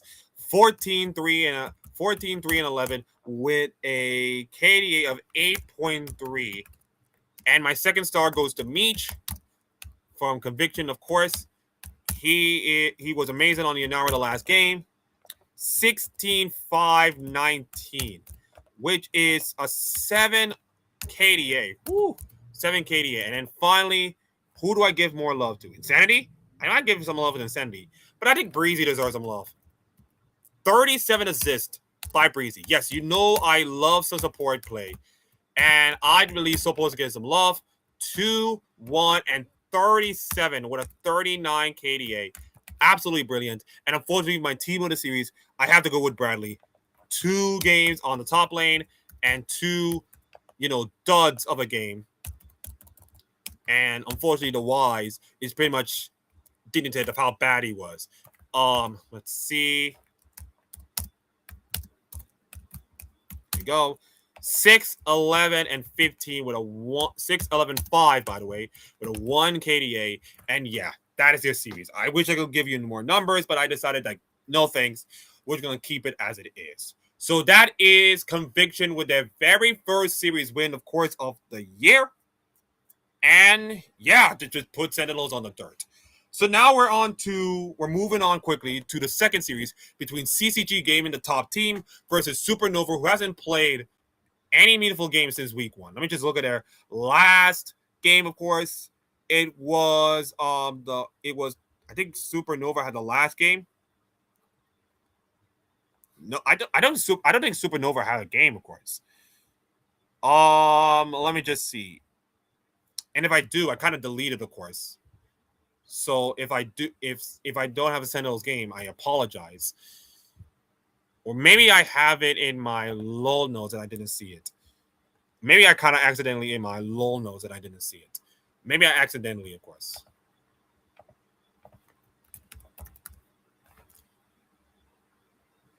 I don't think I have Sentinels, of course.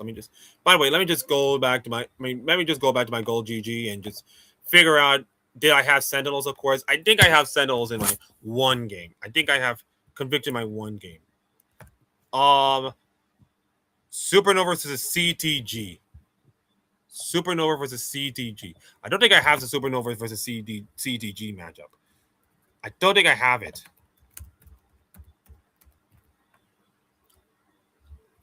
Oh, I think this is the first game. Hold up. Just hold up a minute. Hold up a minute. Yeah, I think you're probably gonna see the results, of course. So you're seeing the results from like week 2 or week 3. There's nothing you can do about it, of course. I'm just commentating some of the games from last week and pretty much into this week. So I think this is Supernova's second game, of course. They're facing against CCG Esports. I don't even have the CCG results. So whoopsie on my part. This is what happens when you don't have like lots of information. But yeah, we're gonna go straight into the second series, of course. And we got the lineups for both teams. This is a CCG lineup, of course, for their game. It is June, Cody Sun, Only 3-5, Dodge, and Fiji, of course. And then that's the lineup for CCG, who looks unbelievably great in the last 2 games.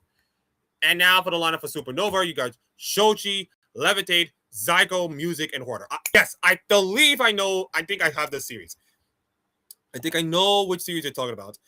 Because by the way, I think I have the results, the game score for this series. I think I know that I have a Supernova game. I know I have a Supernova game. I'm convinced I have a Supernova game. I think I know a Supernova game. Let me just see. Was it Dorado? Oh, CCG versus Winthrop, and NRG versus Apex Mission Impossible. I think I have the game. I think I have the game. Hold up. I have the game. Come on. I have the game. Akeem. I have the game. Oh, wait. Yes. I have this game. So Sentinels versus Supernova. That was the last time they met. And it was a Supernova victory, 2-1. Music was my MVP, voted by Sochi, and Bradley was my third star. And Arari was horrible. And by the way, Sentinels was crushing that last game.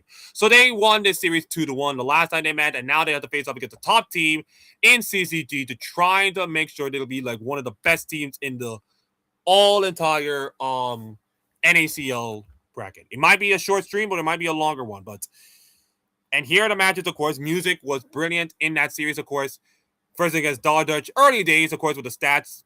Although you can say Dodge playing more series. He's now third in KDA, fourth in Baron Steals, second in Dragons match, second in damage per minute, and 68.7% in kill participation. While Music did like one series and that's it. Nothing too much in all the numbers, but these are two great junglers you have to face off. And in a meta that's pretty much not much jungle favor, of course.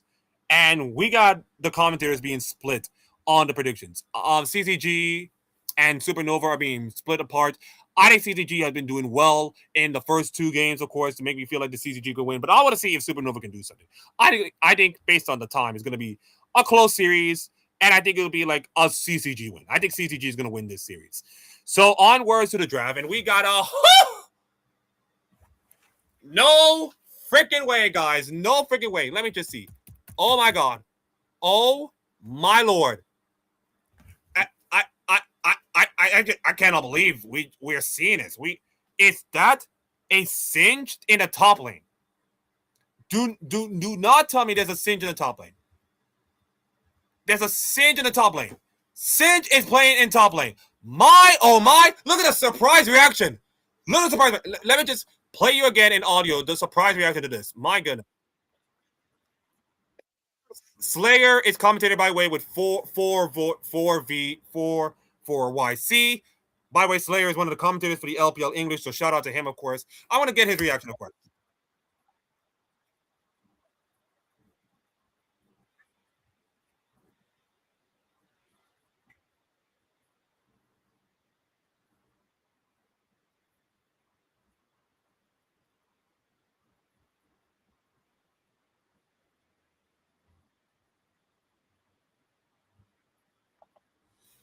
Okay, so yeah, I think they're talking about like the so they're talking about the draft, and I will hog in raise. They got you got the shield and you got the damage, you got all the poke, you got all the damage, and the Singe is gonna come in and just wreck house, just how it is, walk it in, do all the poison, walk it out, just fling all the shields, all this kind of stuff. It's just typical Singe stuff. He's gonna be annoying to all the back composition.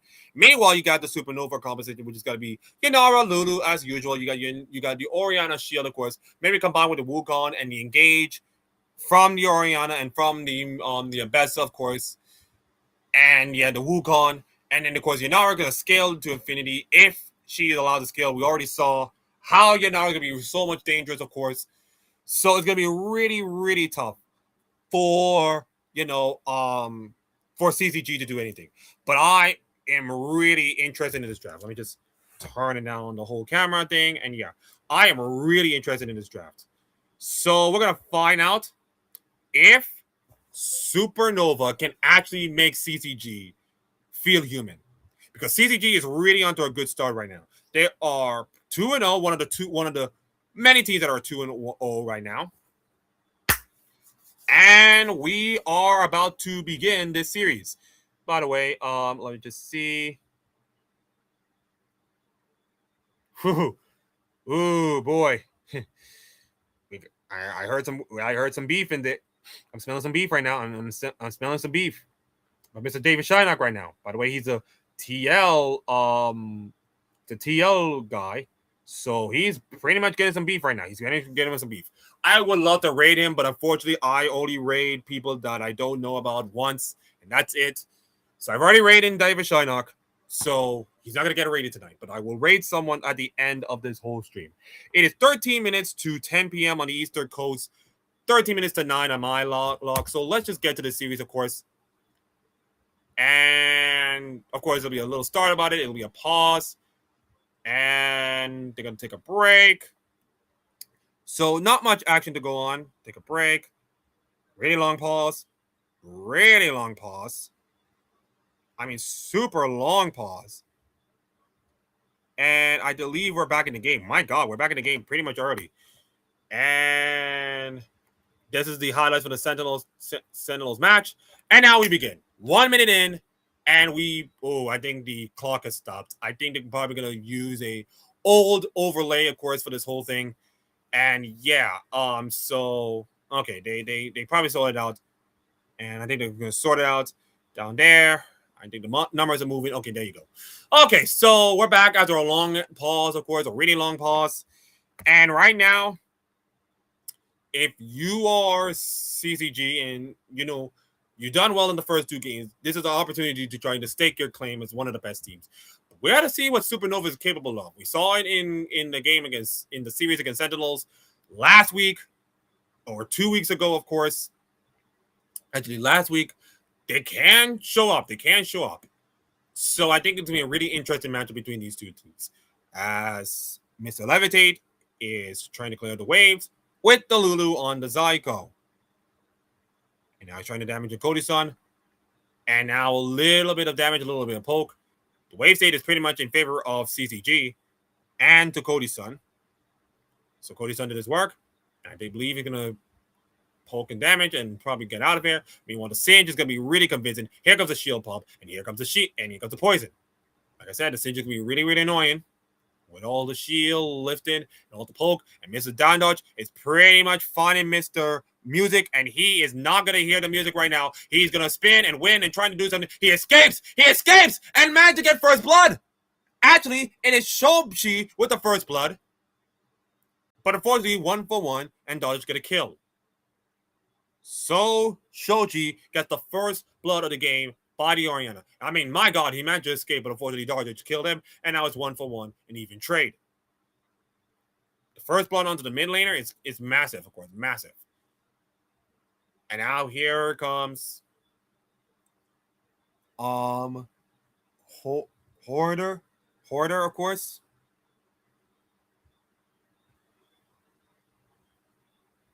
I wonder if I can just trying to convince Shinar to just watch the whole thing, but I don't think he's the kind of guy who's gonna listen to this. He's gonna have his own thing. I'm gonna have mine, so we're gonna keep it in space. Let's be honest. I mean, he's the reason why I'm actually doing this. I mean, he's the reason why I'm actually doing all this content and all that kind of stuff, because if it wasn't for him, his motivation and all that kind of stuff, and he is the kind of guy who's going to make me grow. So if I'm growing with him and he's pushing for something great, I'm pushing for something great as well. As I mentioned earlier, I want esports to be part of my high school, of course, and probably all the colleges in Jamaica. So I want this to happen. So I have a huge admiration for him. Anyways, Dragon's being taken by CCG. And meanwhile, the shield is annoying. I mean, Ambessa cannot even touch him. Ambessa's literally not going to touch him. This is not looking good right now. If you are Fiji, and the Drake is being taken as a Mountain Drake, of course, early on. So early days, and the frame rate is bad. Apologies in advance for the frame rate. And right now, little poke, little damage, of course. Music is trying to go into the mid lane. Meanwhile, Dodge is gonna get the Skull Crab. Skull Crab being taken. The game is pretty much even in terms of gold. Drake is pretty much in favor of CCG, but the game is pretty much even. June is taking the gold from the Rise. And now only 35 is pretty much in trouble. Meanwhile, the Singe is pretty much annoying as per usual. He's going to do his little dance and going to get out of here unless he's been spotted on the ward. And he did. Good job by Hoarder. Forcing the recall. But now Hoarder's smelling blood. He's probably seeing it, but no. Decided not to. And he'll walk away. So right now, see a lot of poke, of course. Zygo is not looking great right now. It doesn't taste purple. And the push by Cody-san and by only 35 is being evident. Meanwhile, Levitate is trying to do something. This bot lane is a really bad battle right now. And Zyko is doing all the work. Meanwhile, a lot of damage being taken by Levitate. It's a real battle in the bot lane. And meanwhile, Fiji is trying to take all the minions, only but 2. And I'm not sure what he's going to do right now. Probably going to, he's going to clear all the waves on that side. He's going to do the Bowser's trick of pretty much clear all the waves. And I think he's doing God's work. Yeah, he's doing God's work. Clear all the waves, and hopefully will be escaping without anybody noticing him. And he does. And now he's going to go in, flash in, turns out the shields, and actually force a shockwave by them, but unfortunately it's too late. Arjun with a kill. Wonderful work by Fiji. My God, the absolute movement from Fiji. Clearing those 2 waves, coming back into the Raptors, forcing a flash, and then gets the kill and gets the assist on it. The kill belongs to Dodge. But my God, it was all Fiji with their assist. Meanwhile, Arjun is just trying to... He's forcing Music to only take 1 Skull Grab, 1 Void Grub, and that's it. 2 Void Grubs belong to CCG. And now they have themselves a slight lead. Meanwhile, Cody's son is doing poking damage on the Zygo. I mean, the Ludo is not long for this world. Ludo is pretty much cooked. He is done. And a little poke, but nearly dead. Safe under the tower. Unless he can do a True Short Mirage, which he's not coming in yet. And now poking and prodding is pretty much into Sentinel's favor. And now a little turret damage, of course. And now damage into the turret, which gives you more gold. And now the Drake is coming in. It's an Infernal Drake. We got 2 Ocean Souls, of course, in our last game. Our 2 Ocean Souls in our last game. We might get another 3rd. And unfortunately, another Shockwave. And Dardutch is doing all the work. And he is down and doing with another kill. This mid lane is pretty much cooked. And June is just pretty much doing all the work.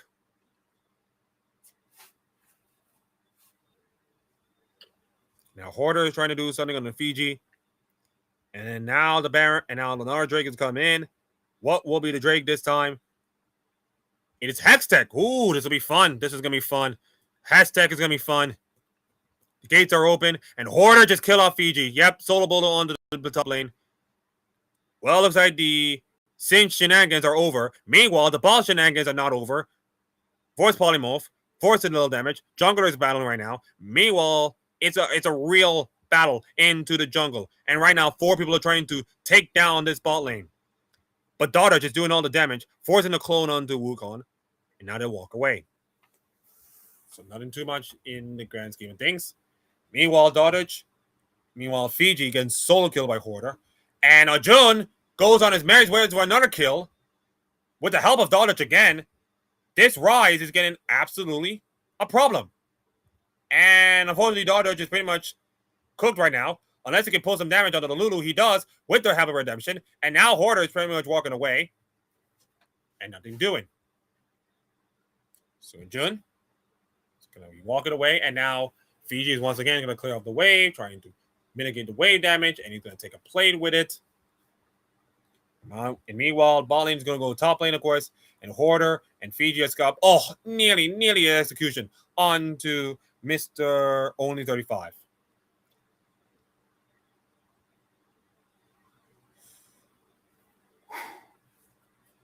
That's Singe doing his little dance as he recalls. Now he's facing on against Shoji in the bot lane, of course, trying to clear out the waves.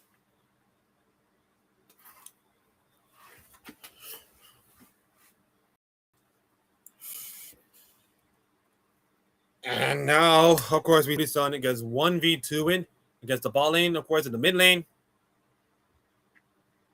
Only 35 is coming back. Now this bot lane is in pretty much in big trouble. Now the Fiji's in pretty much trouble. But thanks to Dodge, he's going to walk away. And more time for Shiloh to get the plate money.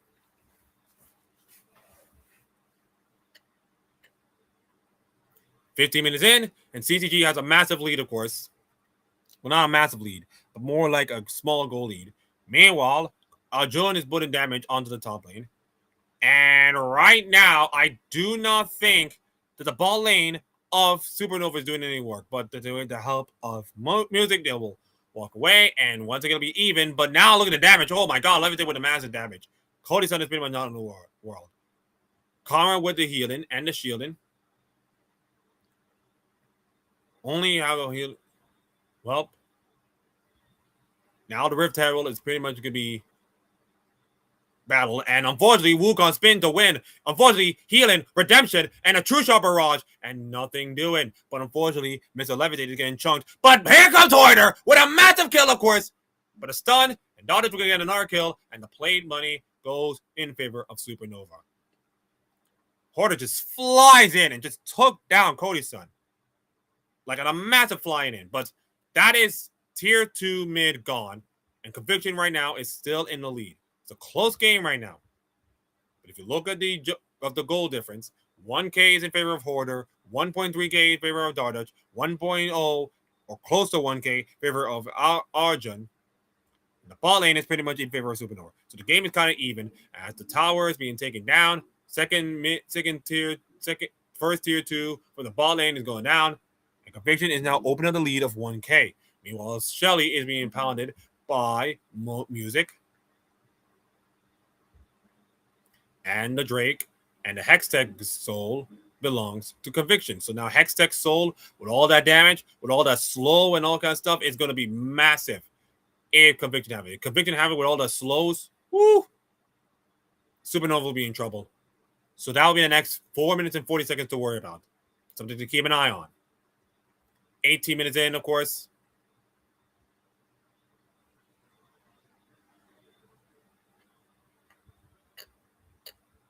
And unfortunately, little stun, little poke by Dodge.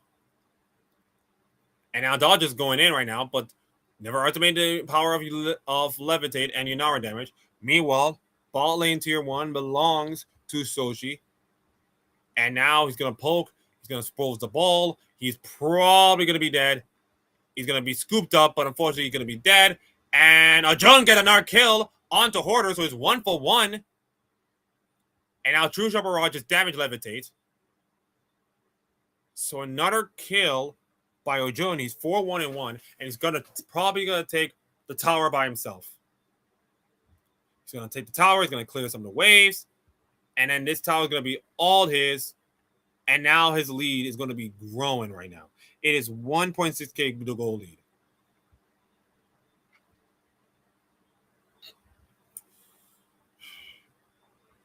So Conviction is pretty much in the driver's seat right now. 20 minutes in. Baron is up right now. 240 remaining until Hextech sold. I mean, you got to do something right now. I believe it's going to be like Hoarder trying to shut down the Rise, and then pretty much that's it. And then, of course, you got the Wukong spinning. You got the Oriana ball. And right now, Arjun is saying, come at me, guys. 1v3, come at me. And Rift Herald is going to take down the top tier 1 turret, and that will be it for Shelly.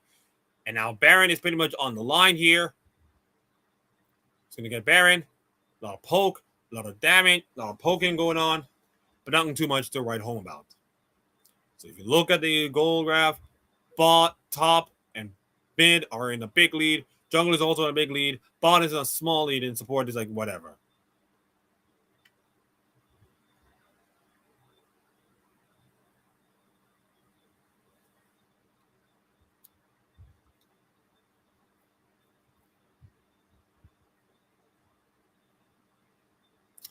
So now with 105 remaining until Dragon Soul, what can Supernova have to do? They gotta have to mean a big team fight.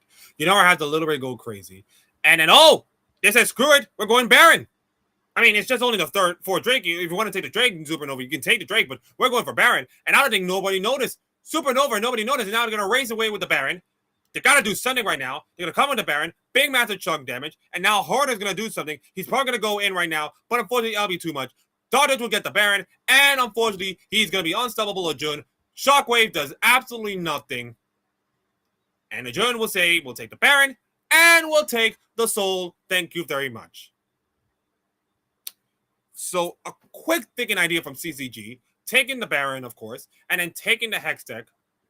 I mean, taking the Baron, and then, Music cannot do nothing. Shochi with a Shockwave cannot do nothing. And it's got to feel like a pretty this game is pretty much over at this point. And now with the Hex Tech, with all the slows and all that kind of stuff, it's pretty much going to look doom right now. So I think a massive shout out to Doddridge, who's been really much involved in the game. 2-0-5. I know he's not like big kill-wise, but being around there, being all over the game is huge. And now I believe, music, oh man, that's a huge shutdown. But I'm not sure it's going to mean anything. So yes, congratulations, you shut down in June, but I don't think it's going to mean anything. Because now the bot tier 2 is gone. The slows are coming in from the Hex Tech, Drake. It's going to be pretty much, what are you going to do at this point? There's a lot of cannon minions, of course. They're going to hopefully take down this tier 3, but nope. They're going to walk away, and that will be it. So that shutdown onto a June is massive, and that shutdown belongs to Levitate. Now it's Levitate or Buzz. Levitate will have to literally carry this game. We saw our Meech in the last game carry and bring a victory. Now it's going to be Levitate's turn to do that. From a pretty dire position, of course. It's going to be tough, but I think Levitate can do it. It's going to take something credible to turn this around.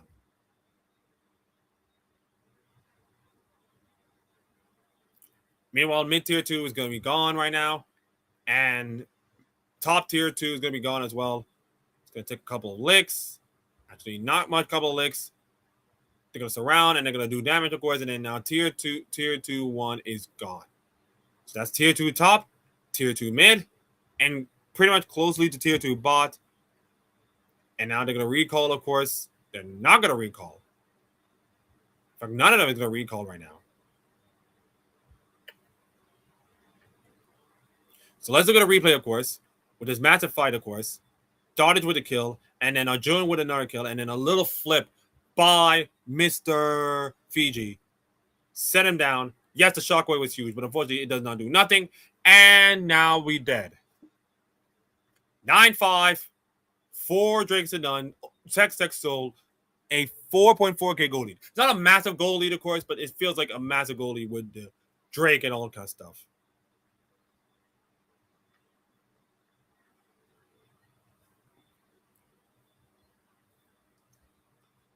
So what can Supernova do? This might be their last stand. Big ult by Hoarder. Maybe might kill only 35. Yes, he kills support, but unfortunately he does do nothing. True shot barrage to all the people. And now Singe is going absolutely crazy with the poison and the shielding and a triple kill to the Doddridge. And I think that's game. Yeah, congratulations, Hoarder. You just killed the support, but for what? Nothing. They're going to march into mid lane, and unless music can clear the wave, I just do not think that Supernova going to do anything. What a massive game from Doddridge. Fiji with 6 assists on the Singe. What a performance. But Doddridge deserves my MVP. He's going to win game 1, and he's going to win CCG. Another dominant game 1. And you know what? Another kill for Fiji. Why not? He was brilliant. Doddridge my MVP. 5-0-7 on the Singe. And that's game 1 to CCG on the performance.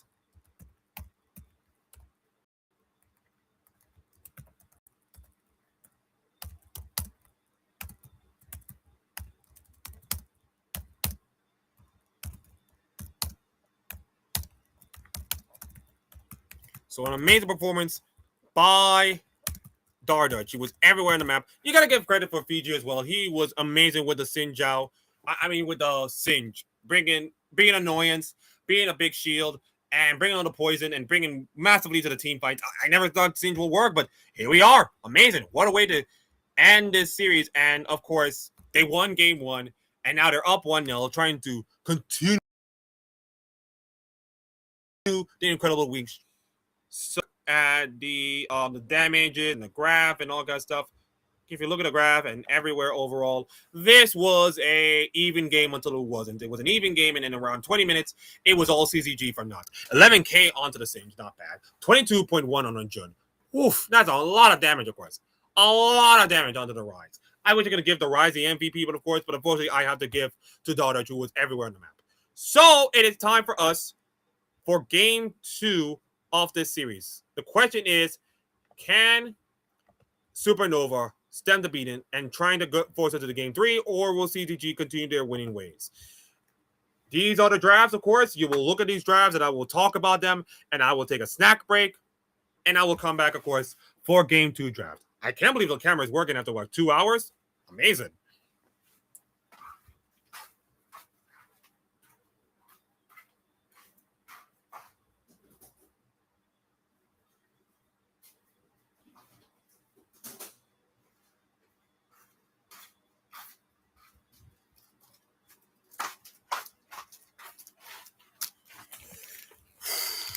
Look at this, ladies and gentlemen. This has been my favorite snack since I was a child. I'm 30 years old. I'm still eating this. It might gonna kill me later on. You know what? You're gonna enjoy life as it is. You're gonna enjoy a little life. You're gonna enjoy all the little things. So here we are. You got a Pantheon and Zahir on to Andy Azir. It's gonna be a lot of CC coming in with the Zan Ultimate, and of course the Pantheon Global. Corky and Nautilus. It's a weird thing. On the other side, you got the Global Ultimate of the Nocturne coming in with the anti-stun with the flash tippers. And you got Caitlyn, and you got Nami, Pokin, and Protein, of course. And you got an Orange with the long-range ultimate and a lot of tank, of course. So it's going to be like... I think it's going to be really hard for Supernova to do anything, of course. It's going to depend on how the jungle will work and, of course, how the bot lane will work. If Caitlyn and Nami gets their own way, you could kiss this entire game in a series goodbye. So I think that should conclude it, of course.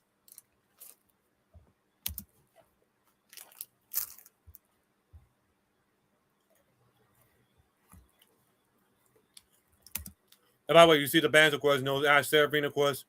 Nivea's gone. Mel is gone. In fact, and then you got Ari, of course. I don't see a single Ari in this game, of course. And then you got a Bard, of course, to stop, of course, the Temper Fade with Bard Corky to try to stop it.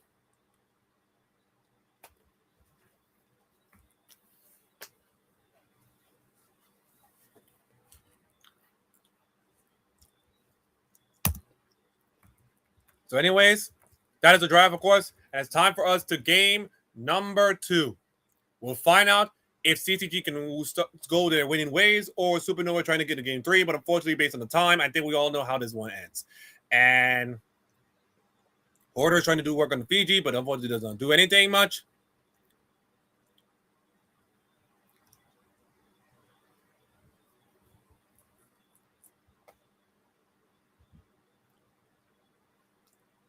And Fiji is look like quarter of a health, of course. But he's a horn. He's a Orn. He's be fine.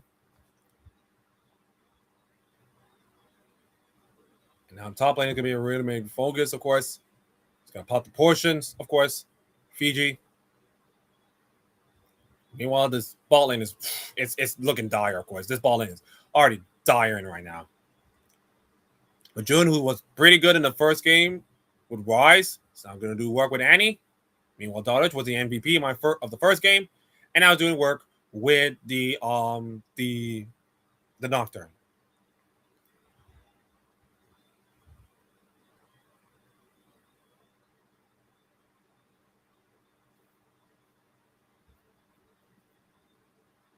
Now, of course, we got Dodge going to Crocs, and then Music will do blue buff into Grump, and that's pretty much it. Little jungling, Pantheon, of course, as per usual. Meanwhile, top lane is having a little fight. Nothing too much too crazy, of course. Unless Hoarder will do the craziest thing and trying to solo kill him, which I don't think it happens. And now the ball lane is doing a little fighting, of course. Little poking, little prodding, and lots of help being taken, and a lot of potions being drinking. So that'll be fine.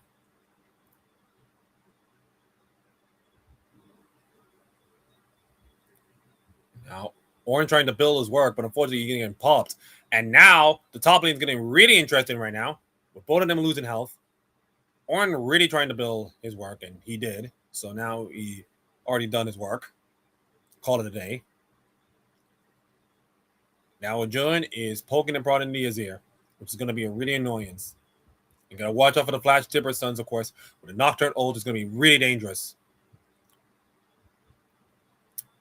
Dodge is taking the Grump, but what is Zyro doing?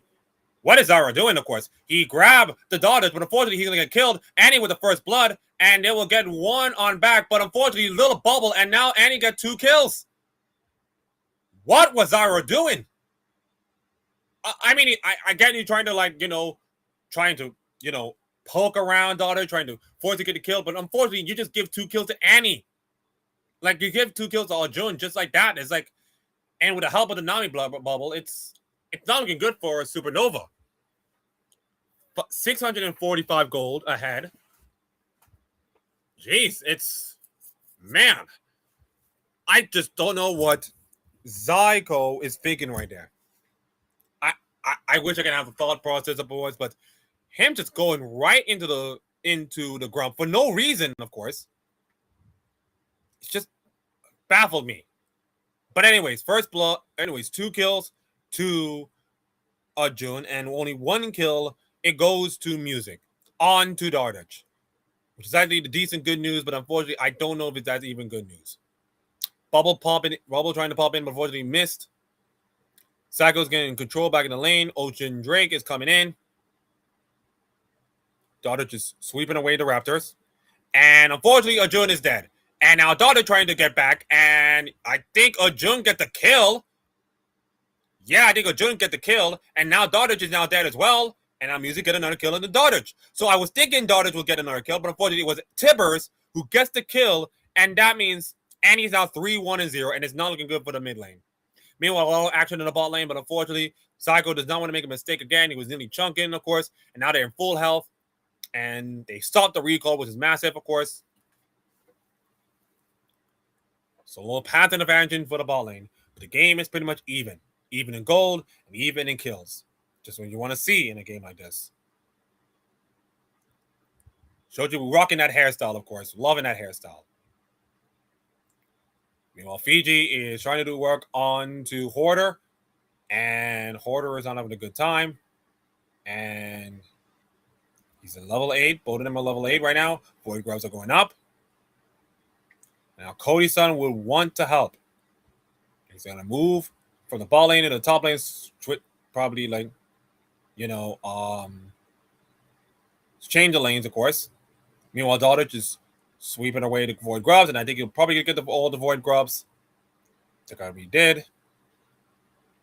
So all 3 Void Grubs belong to Dodge, and Music will take the first drink of the game 8 minutes in. That's a really late drink, of course. Infernal Soul, of course, going to be on the table. And Hoarder is, remember, he has passive. Hoarder has the passive, of course. So Music will take the Raptors, of course. And Stun, Flash, onwards to Sochi.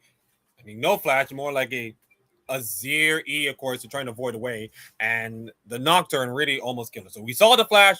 Nocturne comes into play, of course. It's really dangerous.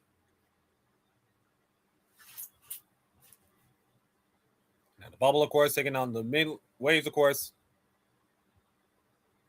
Now Zyko is trying to find someone. Trench line. Down goes the Mister. Down goes the fish. Actually, down goes Cody's son. Massive kill. It took 4 people. Of course, it took the Pantheon ult and then killed off Cody's son, which is huge. So massive kill, of course, the Supernova. It's going to relieve the game, of course.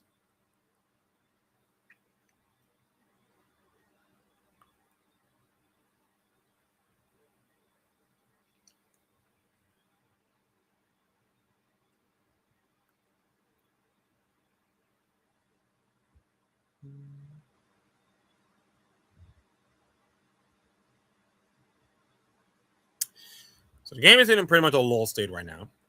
Close to 11 minutes. Sago wants to fish another kill. Arjun is pretty much dead to Rice.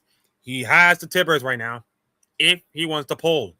But he saw that and realized, nope, cannot do it. Cody-san wants the seconds, of course, in the top lane. See if he's trying to get. Oh, I think he got cannon. I think he got cannon. Let's see if he get cannon. Yeah, he got cannon. Okay, he got cannon. Thank God. If he missed cannon, there will be a lot of soul people crying tonight. And Julian trying to make the sure they get the. There you go. Get the minion. Good for him. They're trying to make sure that every minion counts. Every getting minion counts. And Zygo trying to look for June once again. But the other just sneaking around right behind.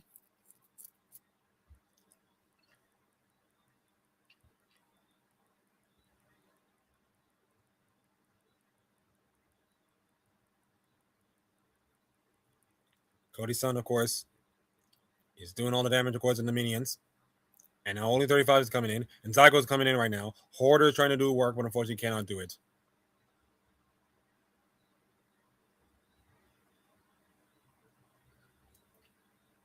So Supernova is in the lead, but not a big lead, of course. Nothing game changing yet. Over 13 minutes in.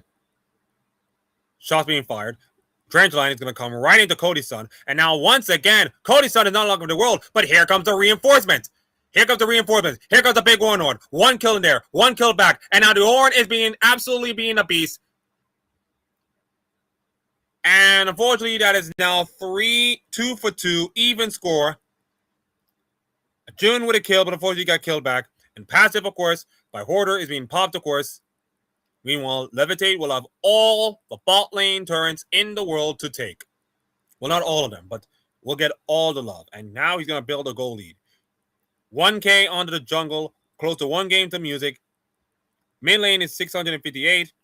And the bot lane is not looking great, but now Caitlyn's going to come back and clear the wave.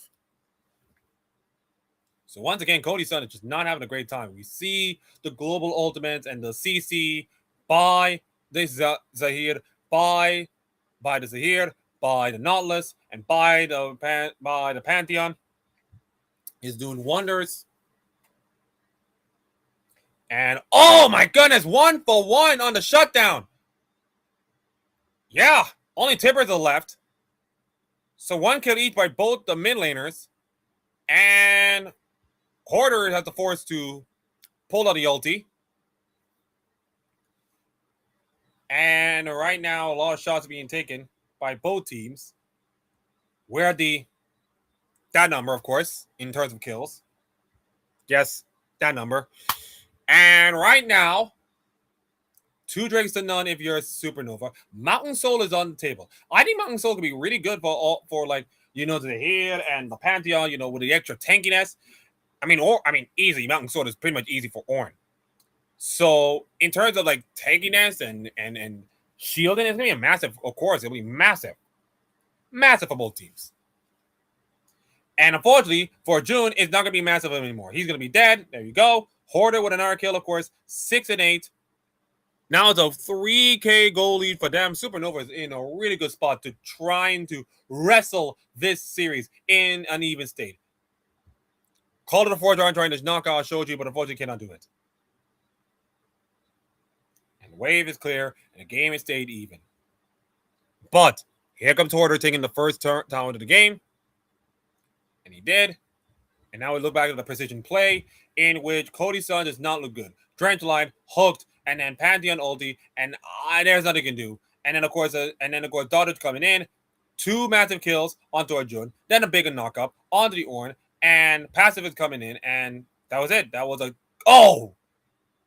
was saying that was it for the action, but unfortunately, Cody's son just knocked down. I think it was Cody's son. So we come out of the replay, and Cody's son just knocked down Mr. Hoarder for a massive shutdown. He was a 2.5K up, and now that shutdown is huge for the Caitlyn. As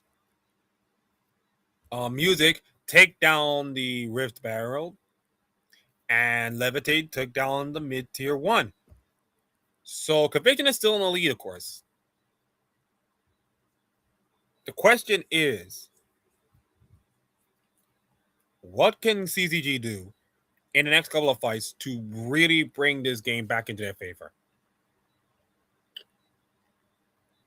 Because right now, Zahir can do all the damage, and maybe Shoji can do it with one big shuffle.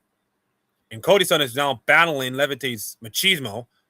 Both of them are taking health. And a little hook on the dredge line. And Fiji escapes. And now Fiji seeing like Hoarder trying to take some plays and deciding to get off my lawn. Great.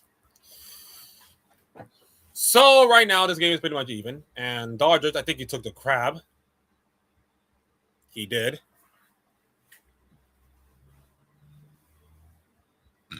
I wonder who, okay. Now Drake is pretty much going to be in favor of Supernova, which means it's going to be Drake, Mountain Soul, and now, of course, with the Herald, they're going to push it down bot lane. And with Shelly's charge, they're going to probably take tier 2 bot, of course, with a charge like that. Not yet. But right now, Supernova is in really good control. But how long is that control? Psycho forced a flash. That's a Nocturne ulti for flash, and I just don't see the benefits of it. It's gonna have his Nocturne ult, but not. It's gonna be a long cooldown, of course. So they're fishing for plays. They're trying desperately, of course. They're feeling like the game is not. It's not slipping away as much. But the questioning for scaling, and it's I don't know where the scaling come from. Maybe Kaylin or something, but maybe the Annie. But I just know where the scaling come from. Supernova is really much in control of this game right now from the jump. A lot of kills left, right, and right, but now the game is pretty much in control with the 3 Drakes, with the turns being there, and the Baron is up right now. Less than 4 minutes until Mountain Soul. If they get Mountain Soul, I believe they might get to win this game. I believe they might win the game. But if CCG managed to stole that Drake and also get a couple of kills, maybe the game might be even. Maybe switch into CCG's favor. A couple of recalls coming back, and all of them recalled, and we're back to a low state. 2.9k to goal lead into Hoarder, and he's doing a fantastic job on this here. Just look down at him, of course.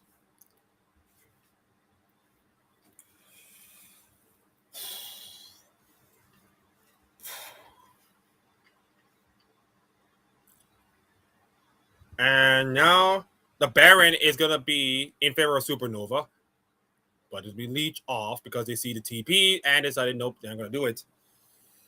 So pretty much kind of like copying what CCG did yesterday and trying to copy their book. But it did not work. Hoarder will take the tier 2 bot lane. And all of a sudden, Supernova is in a really good spot right now. 4.4k goal lead. Only 35 is pretty much like getting chunked right now. Bubble in for Psycho, but not doing anything. And a massive shutdown. Ajun just shut down music. And without a jungler, I think that would be Baron. Hoarder just fumbling around in the Raptors, and that might cost them. And here comes the Baron take. Nocturne turn on the lights. Ornor just rams in 2 people, and now it's going to be really dire. 1 big shutdown. Hoarder escapes, but unfortunately, you cannot stop the ram. And now a double kill for Ajun, and oh my god, it's hell in a handbasket. It is disastrous from Supernova. 1 mil mistake by music, and the entire game swings in CCG favor. And now to take Baron, and unless something magical happens, like a steal, of course, but the Flash Dipper just stop him. Flash Dipper just stop, music from his tracks. And that'll be Baron, of course. And then now going to try to escape with all the blinking health ball they have, and they do. My god, music. What were you thinking? Music was right there into the Baron. And then, of course, he got killed. And then, of course, big knocked up. Another turn on the light. Another big ram. Hoarder escapes with the passive. But unfortunately, what can you do with all the knockouts and the CCs and all kind of stuff? It's just dire. So now, CCG is pretty much swing back right into favor. Supernova is not panicking yet, but you can feel the tightness feeling in Supernova's chest right now. It is pretty much dire. Nocturne turn on the lights. Pantheon, music once again, caught into himself, and he's looking pretty much dire. And now Ajun is rapid fire with this Annie. This little child is going crazy. The wild child of Noxus is going crazy. And now stopping the Second Soul. And now CCG is in really control right now. They're taking the mid-tier 2 turns. And now the game is in their favor. They're in the lead in terms of the gold. My god, 1 big mistake by music. And its entire game flips on the head. Supernova did well in this game. But music just fumbling around into the Raptor, into the Krugs. And now he got killed by Ajun. And Ajun is looking absolutely phenomenal. 10-4-3. He is phenomenal in this game. He was phenomenal in this game. And do not forget about Daughter. She is 1-2-10 on the Nocturne. Not much kills, but pretty much helping the team fight out. Making all the damage. Doing all the work. And now you can feel like Supernova game is pretty much really crumbling right now. And they're going to take the top tier turret, the top tier 1 turret with all the crystallizations. There you go. And now that's gone. And they got 8 seconds left until the Baron is up right now, so they're not going to take any chances. And look at that, 4,000 Baron power play, and now turn into a 2K goal lead.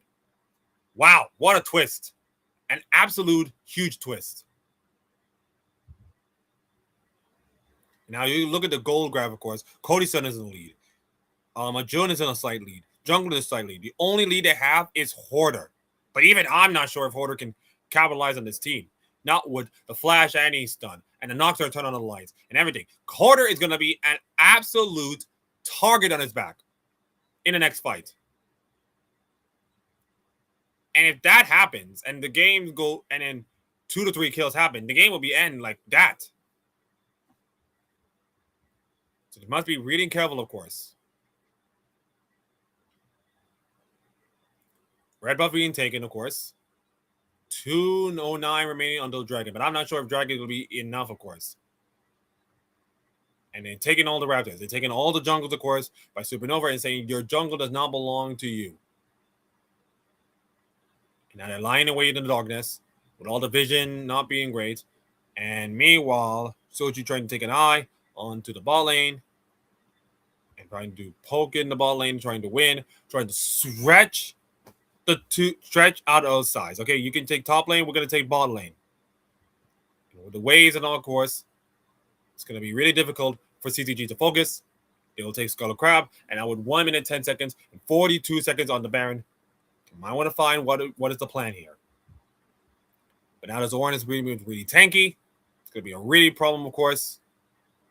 And the Supernova has like damage. I don't think they have damage as much. I mean, music, yes, but in terms of like real big damage, I'm not sure this Orange is going to be really, really killable at this point. There is the Orange, of course. Sniper in downtown to Shoji. Now here comes the Orange Horn. Knock up 2 people. Went under the stasis. And now Cody Sun is blasting all the damage. Here comes the Nocturne Orange. Blasting it through. Fiji with a mount kill, of course, with the Hoarder. Double kill onto Cody Sun. And now they're walking away. And now you can say another Baron. Thank you very much. So, oh my goodness. Fiji came here and just do the Orange Horde, and then everything went hand in the handbasket. Cody Sun with a double kill. He is now really, really in the game right now. Almost a 3K goal lead in this game. And now it's looking really dire. And I think, Fiji will solo taking the Mountain Soul by himself, but he'll have a help with his friends. And they'll take care of him. So now it's 2 Drakes to 3. I mean, right now, if you're Supernova, you're far away from Soul right now. You're closer, but it feels like you're far away from Soul. And all of a sudden, it's a 4.4K goal lead. It was a 4K goal lead in Supernova just a while ago. Look at the graph right now. It was a 4K goal lead, and then, of course, the huge misplay by Music, the huge int by Music, and then Baron take it, and the entire game swings in their favor. And now, with this Baron buff, again, they will take another tower, the mid-tier, the tier to bot tower. And now they might get to focus on the tier 3 tower, of course, with the minions, with the damage, of course. And they will take it, and Inhibitor is gone. And are they bold enough to end the game? I think they're bold enough to end the game right now. But they're not going to do that. Meanwhile, Hoarder trying to do something. Hoarder trying to do anything. Cody Sun with an absolute snipe. Chunk down the many damage. He's got the GA Pantheon, but unfortunately he will not do anything much. And CCG will walk away. He'll walk away, knowing they already took the prize, and they're scaling up 33 minutes in. Right now, if you're Supernova, you must be kicking yourself right now. And look at the damage. Ajun with 24-163. My lord. Whew! Just a war of all the damage. Cody Sun is not far behind, of course, but Ajun is just putting all the work in this game. 10, 4, and 6. He's doing absolutely work. A 4 KDA performance. He's putting all the brilliant work we have saw today in this game. Like almost like a 98 percentile kill participation, in my opinion. And now we've seen a lot of damage, of course, taking place.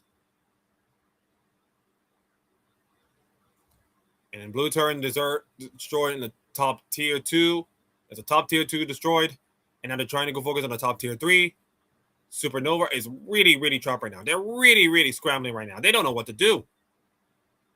They will have to focus on the Smoking Soul in about 2 minutes' time. But that's it.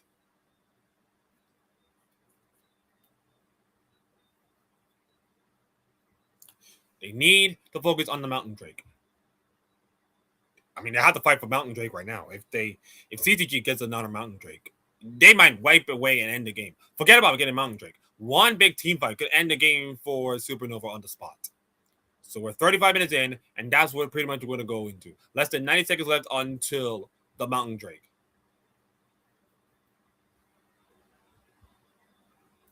You can see the Orin items being built up, of course. You see about 4 people having built Orin items, of course. Orin enhanced items, which is going to be making them really, really strong. So adding the Orin value is going to be, they are really far in the lead. Really far. And what can Supernova do? What can Supernova do? What can Hoarder do?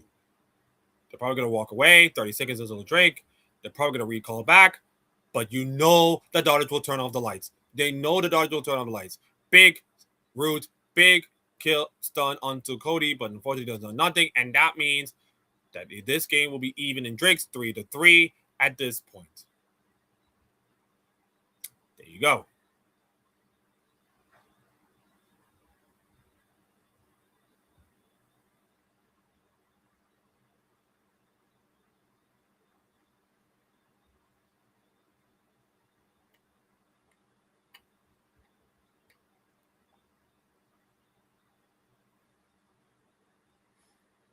So right now the game is in a low state right now, and unfortunately Supernova decided that we don't want this low state to continue. Here comes the honor horn, 3 people down, flag tippers. Cody Sanchez absolutely sniped them. Here comes Dodge with the absolute kill. Big old shuffle, but it doesn't do anything. Only 35 with a kill.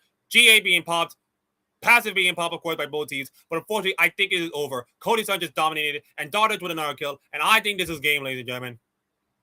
They were trying to fish for a Baron, but unfortunately, Fiji says that is enough. This game ends 1-11 on the Orange. He was brilliant, of course, the big old tank that they needed. And they're going to march into the mid lane, and they will win another 2-0 series. And oh, goodness gracious. Oh, Jesus. Levitate nearly dies. But unfortunately, it doesn't matter right now. And oh, Cody Sanchez absolutely being godlike right now. What a performance by CTG. Another 2-0 victory. 10-4-9 onto a Jun. He is my player of the game, of course. AOJUN. Let me just write it down. There you go.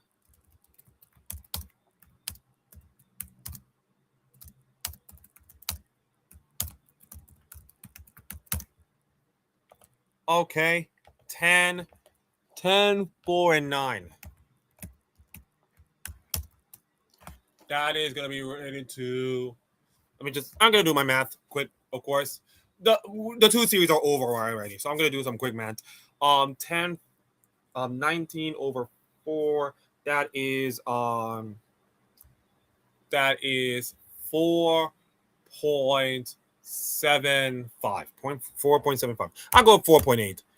4.8 KDA, and a brilliant performance by CCG, and CCG won this series 2-0 over Supernova, and now established themselves as one of the best teams in the NACL so far. Let me just come back to myself as pretty much a quick series, of course, nothing too much to convince of course. And yes, you can see this. Well, actually, you kind of see the score lines, but I'm gonna go with the Supernova CCG game. And by the way, there's a lot of games I'm going to commentate, of course. It's going to be like if I can do Friday's games, of course, and Saturday's games, if I can do like all the rest of the matches and consider the rest of the matches I saw, this is going to be a quicker stream, of course, for some of them. So let me just do the series, of course. And by the way, we're going to go back to me. And by the way, we're going to do series of the week and all. Arjun deserves his flowers.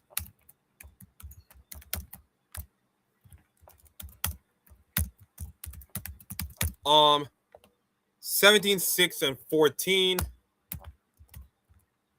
5.2 KDA. Oh, I'm just trying to check your stats. And the second one, I think it goes to Cody's son, but maybe Cody's son. But I think Dardage also, they got some love. He was brilliant in the first game, of course, with the Xinjiao. He deserves some love.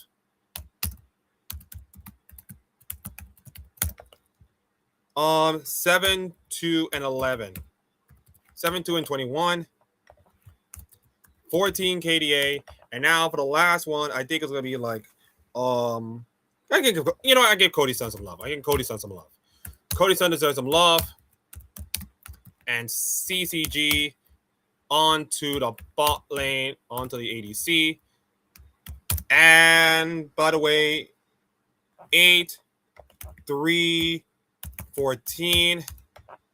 And I go with 7.3 KDA. So that is it. And unfortunately, my team of the series is going to be Music, but I think Music deserves the horrific title of Team of the Week. Unfortunately, you know what? Sochi deserves a Team of the Week. I think Music make a mistake, and it was game changing, but I don't think it was that dire. Of course, he did something, but Sochi in the mid lane just absolutely You know what? I will give it to Music. Music made a massive mistake in the jungle in the last game, so by the way, I'm going back and forth in this, and I'm convinced that Music deserves some absolute team mushrooms coming his way for his performance in the jungle. 1.1 KDA, and that is it. So CCG with another win. They're now top of the standings, of course, as we can look at the standings right now. And by the way, the MVP for this game is Arjun, as per usual. By the way, let's look at his numbers. His numbers are incredible. 4.8 KDA, 700 gold difference, 752 damage. But the impact in this game from the damage with the amount of damage and the entirety of the game, he was brilliant. He was absolutely brilliant for Arjun. And by the way, here are the standings, by the way. We're going to look at the standings at this point. And here are the standings after week number 2. CCG is on top at 3-0. NRG and Maryville are also on 2-0. Blue Otter are 1-1. So it's Conviction and Supernova and Winthrop. And Sentinels, Dorado, and Apex are in the bottom. Next week, or pretty much tomorrow, but this week's games, by the way, is going to be Dorado versus Maryville University, NRG versus Winthrop. I think the Winthrop versus NRG is going to be my main matchup, and I think Maryville is going to clean sweep Dorado like it's nothing. But we'll see. And based on the matches I saw from the Gold.GG network, I will be tough. But I will be VOD reviewing them with all the current commentary we'll take. So yeah, this is a really short stream. Nothing too much to write home about. Convincing wins for both teams, of course. Pretty good performances. So nothing too much to write home about. It is time for me to raid. It is time for me to raid.